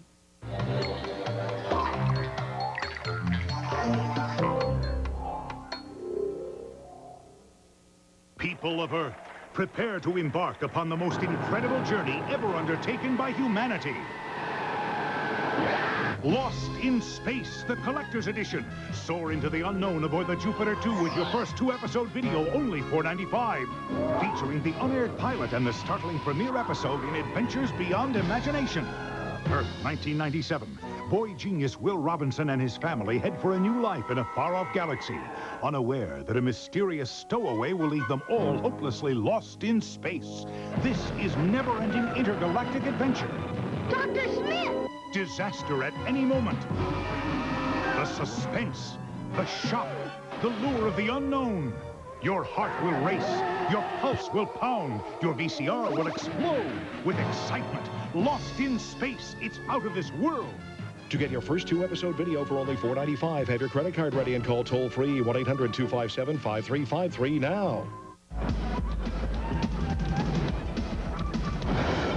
I would think being married to Rosie was like a prison sentence, and now you're a free man. I'm serious. I'm serious. No, it was great. It was a great, we were. It was a good role, and that was it. No, it was But great. wait a minute. I've never, Toward the end there, I started to hear stories about how you did have to have a separate place to be because Rosie was so... No. Off the wall? Yeah. You never, no divorces because of one person. It's always 50-50, and any But troubles I'm in a just marriage. saying, wasn't she'd go off, right? Well, I had an apartment where I used to work with writers. Yeah, because she didn't like me Rosie to work at home. Rosie has a history of mental illness. Well, and she had 27 personalities, right, Tom? Right. Then she comes with this personality thing, and you don't know who you're coming home to. Yeah, one day okay, it's a but guy, one day it's a isn't woman. that women in general? No. Come on. Which women are you dating? Julie, how many personalities do you have? She's young. She hasn't developed that much. Yeah. She only has 3 personalities. Exactly. You'll see. You stay with Tom, you're going to have 47 different personalities. Well, Rosie's life has had a tough life. Listen, and totally honest. But let me ask you something. Yeah. When she started remembering stuff that happened to her when she was 6 months old, you believe that? Absolutely. You really do? Absolutely. It's impossible to No, it's remember. not. It's How can not. you remember 6 months old, Well, Tom? You don't remember anything at 6 months old. I don't remember anything because nothing. I don't remember anything. But you know what? It is possible. You don't want to do remember that. the last couple of years. Yeah, but it's possible. And It you is? know, You totally bought it? Oh yeah. Because I would think a guy who, like, you'd been around and she had the 27 personalities and you were going crazy, you had to go into another apartment just to get away every once in a while, you would say, hey, how can you... I don't remember 6 months ago. I mean, and when she starts making all these allegations about you, too. Well, Hey, sometimes in a lot of those aren't true. People say things that are more, that Hateful. are, let's put it this way. Sometimes you get like a lot of lawyers around you, And they position themselves, and then they end up, they end up convincing you to do stuff that normally you wouldn't do. Right. And I think that in the end, everything will be resolved, everything will be taken care of, and everything will be fine. So you only have nice things to say. That's a smart way to play it. I'd play it the same way. That is the only thing I have to say is nice. I mean, I loved her. You know, Right. I'm sorry it didn't work out. Right. I gave it my best, and that wasn't good enough. So, hey, next time. Right, Yeah. Julie? Right, Julie? Oh, look what you're getting into, Julie. Oh, man. Things will work out fine with Julie. Yeah, they will. Julie's fine. She's nice. No problem. She's nice. Oh, man. So would you guys stay at a hotel last night? Yeah, we stayed at the Ritz-Carlton. 2 bedrooms. by the way. 2 bedrooms? Why? Because You mean you and Julie haven't slept together yet? we have 2 bedrooms at the hotel. They don't I didn't want to say that scare both of her. them are being Right. I don't want to scare her.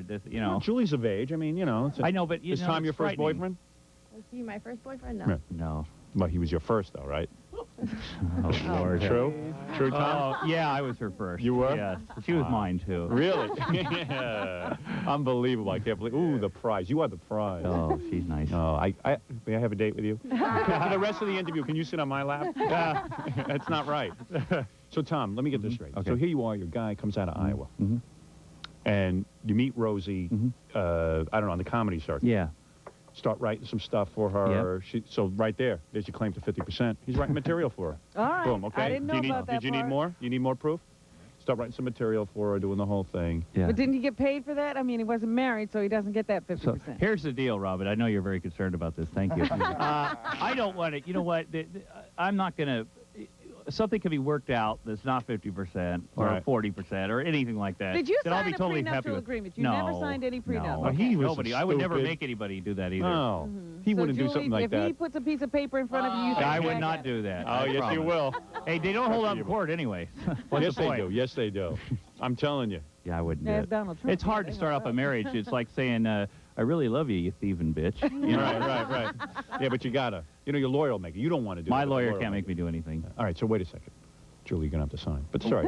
She won't. If that's a hypothetical that she would want to marry me, and like I'm still married, Howard. Well, yeah. Well, we'll see what happens. I mean, Listen, so wait a second. So then you come up on the outside, you meet Roseanne. She's, you're not in love with her right away. It's not a thing that you're... We hit it off right away. We were very good friends. Immediately? Good Yes. friends, but not First lovers. date.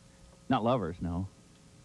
But... But did you secretly love her for a long time? I guess I probably did. No kidding. Yeah. See, because your taste of women have drastically changed. Well, you know what? I never met anybody like her before, Rosie before. Right. I never met anybody like Julie before either. Right. And Tom knows how to play this. it was more of an Right. adult a relationship. It was an adult relationship for me. All right, so now you got a bachelor pad. Yes. And nice place? Yeah. You own or you rent? Lease to buy. Lease to buy. Yeah, It's a house? Yes. And now you set up the house the way you want it. Yeah. You're by yourself. Right. And whoever you got a pool? Yeah. Oh. It's a nice And Julie, house you over sit by here. the pool, like in your swimsuits and stuff? Yeah, she does. Yeah? What do you wear, a thong? No. No? Not for me, no. No. See? Bikini? Bikini? Yeah. Yeah, all right. Oh, man. Does Tom give you an allowance to just decorate the whole place? Like, just go out, honey, and decorate? My mom is out there decorating the place. Is she really? She's insane. Really? Yeah, she's out there. And, like, you put cool stuff in, like computers and I'm like, putting like all male stuff? Yeah, I changed all. It was pink sort of before. And, like, now it's like black granite and steel. And dark green. Yeah, right. Yeah. Yeah. Big penises everywhere. Yeah, right. Just big phallic symbols all over the place. stuff. Yeah, that's right. Who's your mom like more, Rosie or Julie? Julie. You know what? My parents are the kind, there's 7 kids in my family. Have been a lot of divorces. They don't get in between. They have supported Rosie. They've supported me. They aren't, because they want to see their grandkids, my stepkids. So Rosie's called them and talked to them, and they won't. They aren't the kind that kind of take sides. Really? So I hate them. I bet Rosie has a Julie doll and puts pins in it every day. Oh, yes.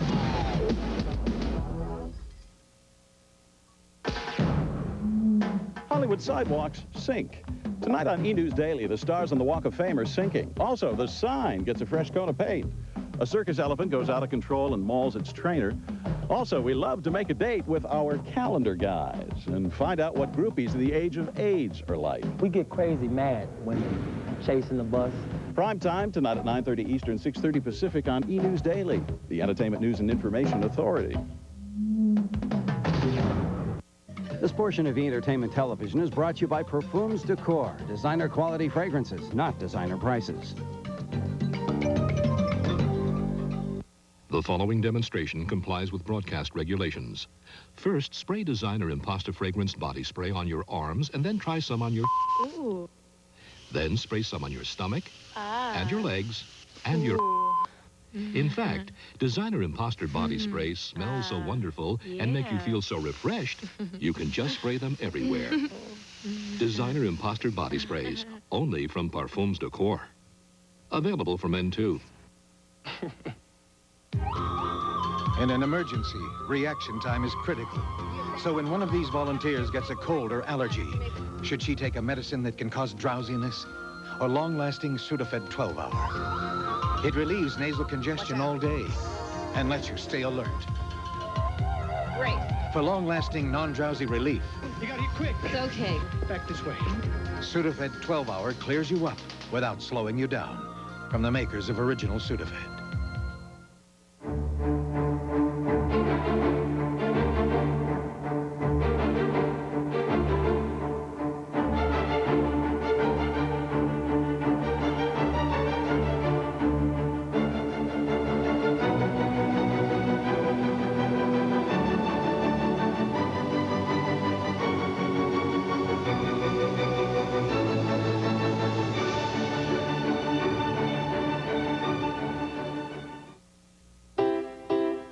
Everybody hates to eat more. We'd rather take it slow. But the way this life is going, gotta grab your food and go. And when all that running round catches up with you at last, get yourself some Alka-Seltzer and you'll feel better fast. For acid indigestion or heartburn with headache, nothing makes you feel better faster than Alka-Seltzer. Get yourself some Alka-Seltzer and you'll feel better fast.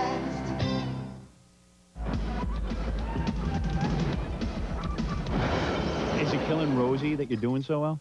It's No. got to be killing her. It is I'm sure, killing her. I'm sure Oh, she's very happy for me. Rosie is ready to slash her No, wrist. you know what this is? This is vindication for her because she Yeah. always said he was very No, talented. that's right. No, she would and love she for him to pushed fall his flat on his ass. career. Come on, Robin, be a woman for a Oh, second. come on. It's I'm for sure- her, I'm sure she says, you see, I told everybody he was a talented guy, and now look, he's... Yeah, and then she's saying, yeah, and then everyone told me he would dump me, and now he's dumped me. Well, that's I didn't true, dump her, too. if you remember right. No, you dumped I got her. dumped. You've been no, dating. No, I had never dated Really? in our marriage. Absolutely not. Seriously? Absolutely You were totally not. faithful? Absolutely. Wow. Absolutely. I didn't realize that. Yeah, well. All right, take it That's easy. nice. All right, take it easy. Sorry. All right, calm down, man. But you know what? I'm sure she's very happy for me. There's probably I bet part of Rosie you has a Julie doll and puts pins in it every day.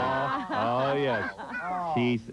You know, Rosie has a boyfriend. That's she's, right, she's Rosie. everything. Oh, yeah, did you see that guy? What did you think of that guy? Well, I hired him. Did- He's but- the bodyguard. You hired that guy? Yeah. But are you mad at him? No. Don't I you- was for a minute, for 2. Yeah. Why would you hire such a good-looking guy? You think he's a good-looking guy? Yeah, he's like a stud. He's like a handsome guy. Really? Yeah, really. Have you seen this? You haven't seen this guy. Yeah, he's He's a nice guy, and he's good for her, and he's protecting Do her. you think he's after Rosie's money? No.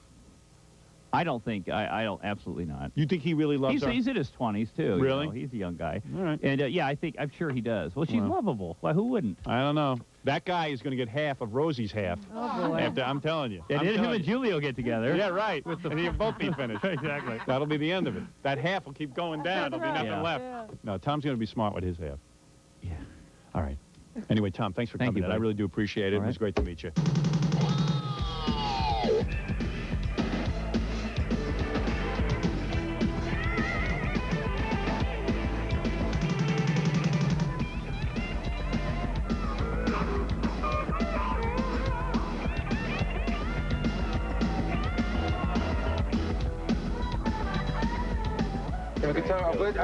Thank you. I really appreciate you coming. Like Howard said, it was nice of you to come. Yeah, it was good. I think he was really nice to me. They both worked. It was great. Worked out good. I'm very happy. My fellows is probably even happy. So you'll be back? Yeah, oh yeah, I'd love to. Anytime.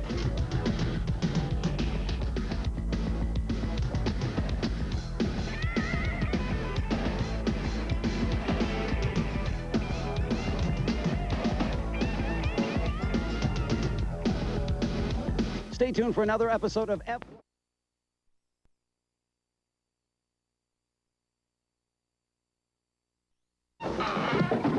This is going to be the ultimate show because we pulled the major scam on Gary. Gary did an appearance with the Gary Annette, and all week Howard was grilling him. Gary, you better not lose this. You better not, screw the puppet up. So what I did is over the weekend, me and my friends went there and robbed the Gary Annette. So and Gary doesn't know about it. So we got to check out what happens today.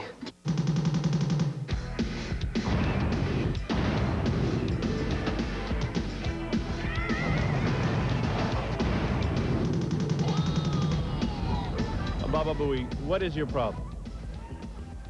Tell me what is ailing you. Baba Booey... He must be nervous. He's already licked those teeth twice. Are you licking those teeth? Just throw a bucket of water on me. Fred, I think you better get the Gary puppet for this one and start licking its teeth. We got to get to move its tongue. Yes, we got to get Gary Puppet a tongue. Yeah. What is your problem? Okay, I'm really, really nervous, so you got to have a little pity on me. You know, like when a kid comes to his father and he did something wrong? Sure, it wasn't that bad. Kid, you're a grown man. Fred, don't go anywhere. Like when a kid... The Gary puppet has been abducted. Oh, and I know stop it. somebody stole the puppet on Saturday.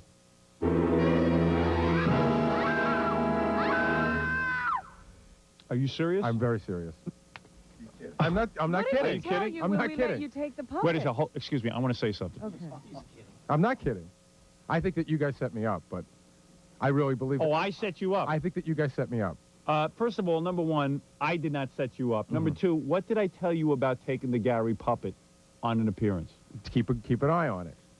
So how did he comes to me? He comes to me and he says, "Hey Howard, hey Wolf, I wanted. Did I tell you I love the Gary puppet more than I love any person on this planet? Yes, you did. That I love the Gary puppet more than my wife and family? You probably, yes, you did say that. You did say definitely more than you. that. Definitely more than Definitely more than the Gary puppet is a superstar on E. Yes. And people on the radio like the Gary puppet. Go figure that one out. That's like Charlie McCarthy being a star on radio. I never understood how that worked, but it's working here How did you again. lose it? How could you do that? How do you lose the Gary Wait a minute. puppet? Let me find out what the situation was. It was Saturday? Yes. And why did how would I set you up? I don't know. We don't even know where you were. Where were you? You guys know where I was. I have was no at an idea appearance. It's where not you like you know. Where were you? I was at an appearance in Little Falls, New Jersey. And where is the Gary puppet now? Gone. Someone stole it. Yeah. You're not kidding. But how did it get out of your sight? Why weren't you touching the Gary puppet at all times? Because the owners of the store wanted me to look at something, and they said they would watch it while I was gone for about 2 seconds. What? He's kidding. I'm not kidding. The Gary puppet is gone. Yes, it's gone. Then you better get on Fred's lap. Get me a cane. I didn't tell anybody or was in cahoots with anyone. Why would the owners... And but of owners course of somebody would want to steal it. No. But why would the owners of the store need to lure Gary away? Yeah. What did they need to show you? What did they show you? He needed to show me the sound system in his car.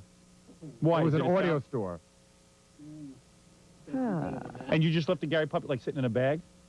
No, it was sitting behind the counter. It was behind... All right, let me get this straight. I have an eyewitness on the phone. An eyewitness who also managed to get me the plate number of the car that Excellent. Hello? Hi. Hey. This is Walt. Did you call the cops? Not yet. Well, it's a kidnapping. Gary Puppet could be in another state by now. That's what I'm saying. The Gary Puppet could be gone. Hello? Hi. That Gary Puppet, first of all, is expensive. Yeah. And I don't want a different Gary Puppet. I like that one. Well, the owner of the store is already willing to pay for, one to be made. Oh, he is? Yes. Yeah, but how long is it going to take? Probably take a couple of weeks. And what are we supposed to do? Oh. Gary, from now on, man, do me a favor. If someone hires you for an appearance, go yourself. Don't take the Gary Puppet. Don't take anything of mine. That's my property I lent you. I entrusted you with my property. I had a feeling. Why did you tell him he could do it? I told him because I thought he was responsible, but that's the second mistake I made. Yes? You were a witness? Yeah. Did you see the person who stole it? Basically, but I got to tell you. You know that someone stole it? I got to tell you. What? Watching the people around that place was like being at a party where the jokes on the one person, everybody else was laughing their ass off behind your back. So you're saying that there was more than one person in on it? Well, everyone saw it, nobody... on it, but they were all told during it. What are you talking about? Well, I just happened to be done taking pictures of Gary and the puppy. So did you snap a picture of the guy? Actually, I left the camera with somebody out front, but I walked around the... Oh, please. Please. Why are you hanging up on him? Hey, I don't even know what he's talking about. He doesn't even have a picture of it. So, he saw the guys do it, he saw the car, he saw their faces, so you have his number, I assume? Yeah. Yeah. Got the license plate number. So where and is the everything. plate number then? I got it in my pocket. So then When call are the you gonna cops. report it? When are you going to report this thing? Why'd you just hang up on that guy so Because quick? he's full of crap. I About asked him if he had the picture of him. He goes, my camera got stolen. You believe No, he him? didn't say his camera got stolen. Camera was outside. He said he left it up front. Why are you so quick to hang up on him? I just don't know. He had a lot. Why are you accusing me of this? You stole my puppet. I'm not accusing you of anything. I love that friggin' puppet. The puppet's great on the... Do me a favor, Gary. Yeah. Goodbye. Goodbye. Yeah. Goodbye. Okay. Goodbye. I'll see you later. Yeah. It's a big joke. Not a big joke. It's a big joke to everyone but me. He's sitting there accusing me. Get the guy on the phone then. Why am I hanging up on the guy? And he gives me a big smirk. I don't know what anybody's talking about. A big about. toothy smirk. I can't figure out what happened. Because he thinks that I'm in on it. Oh. What's going on, John? We wanted to talk to a guy who was at the appearance when... Yeah. Hello? Hello? Howard. Yeah. And it was horrible. Did you see the guy who took it? Well, I had just got there right when it happened. I walked in, and there was, of course, there was a big crowd for Gary, about 7 people. And I went in the back, and I saw Gary in the back, and I've never seen a whiter face in my life. Looked like a mime almost. Like a mime with a mouthful of cream chicken. But anyway, let me tell you, the sweat was dripping off him. He looked like I'd never seen anybody look that sick. Hey, if somebody has the Gary puppet, would you call in and give it back? I would appreciate it. No questions asked. You could just see the dread. He didn't want Monday to come at all. If anybody is listening to this program and has possession of the Gary puppet... Yeah, it's all right to yank Gary around, but that's our puppet. Yeah, we want our puppet back. If you could just call in and give us the puppet back, we'd appreciate it. We don't ask you for much. Because Toothy over there is giving me weird looks. Why'd you hang up on that guy? Why'd you hang up on that guy? I can't believe the position I'm in that my Gary puppet is being held for ransom. Yeah.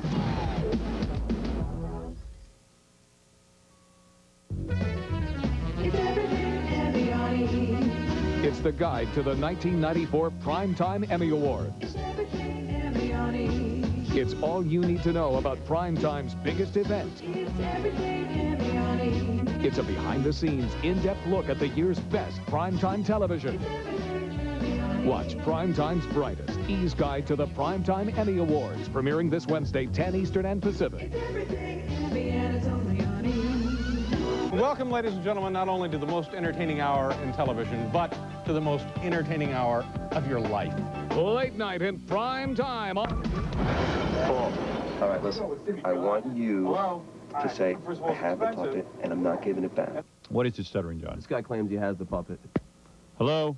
Do you have the Gary puppet? I sure don't listen to that clown. I got the puppet, Howard. Now, how'd you get it? Yeah. How'd I get it? Yeah. You went outside. You left the puppet like a fool. You left it right there. And how'd you get it? I grabbed it and ran out the back door. Like a fool. Okay, now That's what he is a fool. What did the back door look like? The back door. It even had a, like a security thing across the back to set an alarm off. I went right out the back. It didn't even go off. Uh-huh. I ran out Is that right? That's true. All right. What's the T-shirt? What does the T-shirt say? Ta-ta Tootsie. It says, hi, boss. Is that what Is it that was right? Yeah. Oh, you got it? You really have the Baba Booey puppet? Absolutely. Listen. Now, why did you take Hold it? it a second. What? I love that puppet more than anything. What's it worth What to do you, you Howard? want? What do you want? Video half price? Oh. Why would you take the Gary puppet? You know it has family and people who... Hey, don't you love it on the show? I mean, you can't do anything with it. Let me speak to the Oh, Gary you puppet. kidding me? People love that puppet. If he's there with you, let me speak to him. All right. Hey, Gary, why'd you leave me like that? That's him. Gary puppet, are you all right? Wait a second. I have to... Hold on. You know what? I'll be back in a second. Somebody left a ransom note. Hold on. I got to get that for you so I can show it to you. No, there's no ransom note. I There didn't was leave a a ransom ransom note. note left? I did not leave a ransom note, Howard. What is he saying? A ransom note was left at the place? I don't know what Gary's saying at all. He just ran out of the room and said there's a ransom Because note. why wouldn't he bring that to us at the beginning? He went to throw up.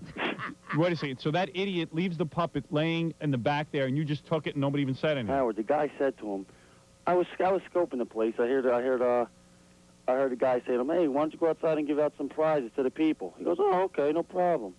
And just gets up and walks away from the puppet. And you're not a professional thief or anything. No, not by, no, not at all. It was too easy. It was too easy. He wasn't even planning on stealing it. It was just... No, it was there because he says Gary was asked to go outside and hand out stuff. Yeah, exactly. You weren't asked to go out to the guy's car. He says... Well, you yeah, I have- was asked to go and hand out stuff and go out to the guy's car. So this guy really has it. He knows everything. Yeah. Oh, yeah. If you really have it, send me a shoe. All right. Or send me his hand. Send me his pinky. Don't send him. I can tell you what his pinky don't is hurt made him. out of and everything. I can tell you everything about him. Don't hurt him. Well, what's he worth to you? Ah, come on. You're not going to make us pay, are you? You just did that to Google Gary. And I do have your license plate number. No, that wasn't my car. How do you know? What? How do you know? How do I know it wasn't my car? He wasn't driving his car. Because I know who was driving. I wasn't driving my car. You give us the Gary puppet, and... We won't turn in your friend. Yeah. Nah, you could turn him in. That's all right. But he'll turn you in. And, you know, the Gary puppet is worth $600, so that is a felony. Oh, that's all right. I'm not worried about that. Well, Gary will pay you for the puppet. Oh, yeah? I will. What do you want? I'll pay you the $600 it's worth. Oh, come on. It's worth more than the value. It's worth more than that, what it cost to make. What That's about the a Gary celebrity? People love that puppet. You kidding? I've been showing my friends. They're loving the puppet. They're ready to buy it off me. Oh, See, man. this guy keeps showing it around. It's Yeah, everybody's touching the No, I didn't try. You know what? I can't believe the position I'm in that I now... One of my Gary puppet is being held for ransom. Yeah. What did you make at that appearance? What did they pay you there? Well, I'm not going to say on the air, but I'll be willing to turn that. We can talk about it off the air, and I will be willing to turn Did that. you make more than $2 grand? No. Did you make 1,500? Somewhere around that area. Somewhere between 1,500 and Is 200 that good grand? for you, sir? Would you take No, that for the Gary puppet? Got to be worth about at least $2,000, about $2,000 at least. All right, Gary will give you I $2,000. actually have people who are willing to pay me since it's now that they actually know that's the actual Gary puppet because they were a little skeptical. They're actually willing to pay me that much money. All I do want to say, Howard, is even though it'll take 2 or 3 weeks, you know, there were a couple of modifications you wanted to make on that puppet. For $2,000, I can have a better one made. And how do you feel? I don't know how I feel about the original Gary puppet being out there. I feel terrible about it being out there. That is my puppet. And he'll be doing shows. And not only that, who knows what he'll be doing to the puppet? Or what What do you mean? He could be committing acts of sodomy or something on the puppet. Or having other people. Oh, I mean, the puppet could be Gary used in puppet. satanic ritual. Seriously, the way Fred works that puppet, I feel like he's a son. I was very upset. I was not crying. I was yelling. I said the F word a lot. I got a gun. When Lee's life was in danger, Some very bad people are looking for me. the suburbs offered her What's she doing here? Her car broke down. a place to hide out. I've seen the Brady Bunch. Nothing bad ever happens to you people. And Lee offered suburbia That is bad. a real education. This is a woman. Melanie Griffith, Ed Harris. Milk Money. Which brings us to sex. Rated PG-13. Special sneak preview. You guys f***ing me, man. I could smell it a mile away. I could smell it. I Want to know smell it. something? I am so not with you. You so are. You so are. I'm not. Why is Ganji in here now?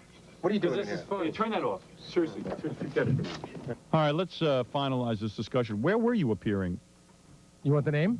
Yeah. A place called Film and Music in Little Falls, New Jersey. And they do car stereos? Everything. They sell home systems, car stereos, laser discs, the whole deal. And we have the witness on the phone. Yeah, we also have the manager of the place on the phone. Yeah, the manager of the place, if you want to. I'll put both guys on. The manager of the place is good because he could just tell you how upset I was and how I cursed at everyone in the store. Hello? Hello? Howard? Is this the witness or the manager? This is the owner. Oh, the owner. Yeah. This is Nick? This is me. Was Gary crying? He was, very upset. I was not crying, I was yelling. I said the F word a lot. He was down. He was really down. Well, at least he was upset, because he sure doesn't seem upset to me now. Well, I'm going to put this to rest now. The Gary puppet is officially gone. So you don't want to talk to the witness anymore? Hold on a second. Someone's here. Knock, knock. Hey, look, it's the Gary puppet. Give us $2,000, Gary. Hold on. Yeah, I saw you writing that down. 718. I said it's a joke. 718. I know you set me up. No, you guys. You didn't know anything. Gary puppet, is there something you want to say? Yeah, take the $1,500 and buy yourself a friggin' brain. There he is, Gary puppet. You think I'd be stupid enough to let that puppet out of my sight with you? Yeah. Just in We charge? knew you'd lose it. Can you just give me a rough estimate of the scope All of right. how far this goes? We were plotting the stealing of the Gary puppet for 3 weeks. Right. But could you tell Was it me- over 3 weeks? 3 weeks, I would say. About 3 weeks. Could you About tell 3 me- weeks. I mean, let me put a few This is things- what happened. Gary came in about 3 weeks ago and asked me if he could bring the Gary puppet. Yeah. And I did say to him... Howard, he was calling me all weekend freaking out. Was he? Did you know? I stole He stole it. John stole it. You didn't even know John stole it. And he kept calling John, which is funny. And John and I were on the phone all weekend. Laughing our heads off. Yeah. You didn't tape any of John that? and I had the funniest phone call all weekend. You didn't tape You any should of have taped that Gary stuff? freaking out. Yeah, well, I left two messages on his machine. One of them was John. You got to One of call them me I still through it. have. It's really important. Well, anyway, listen to this. Oh, man. So John calls me at night, and he goes, we got the Gary puppet. I go, you know what you got to do? You got to tell your friend just to drop off a shoe. And like, you know, like leave it in the garbage. Right, for real. Yeah, or cut Well, off it's a funny, finger. the shoe kept falling off.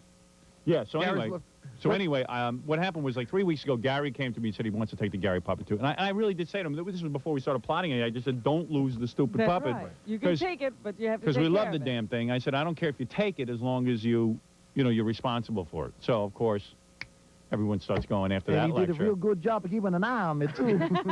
John, is this your license plate? Was it your car? It was my assistant's car. Is that the plate? Oh, you don't know.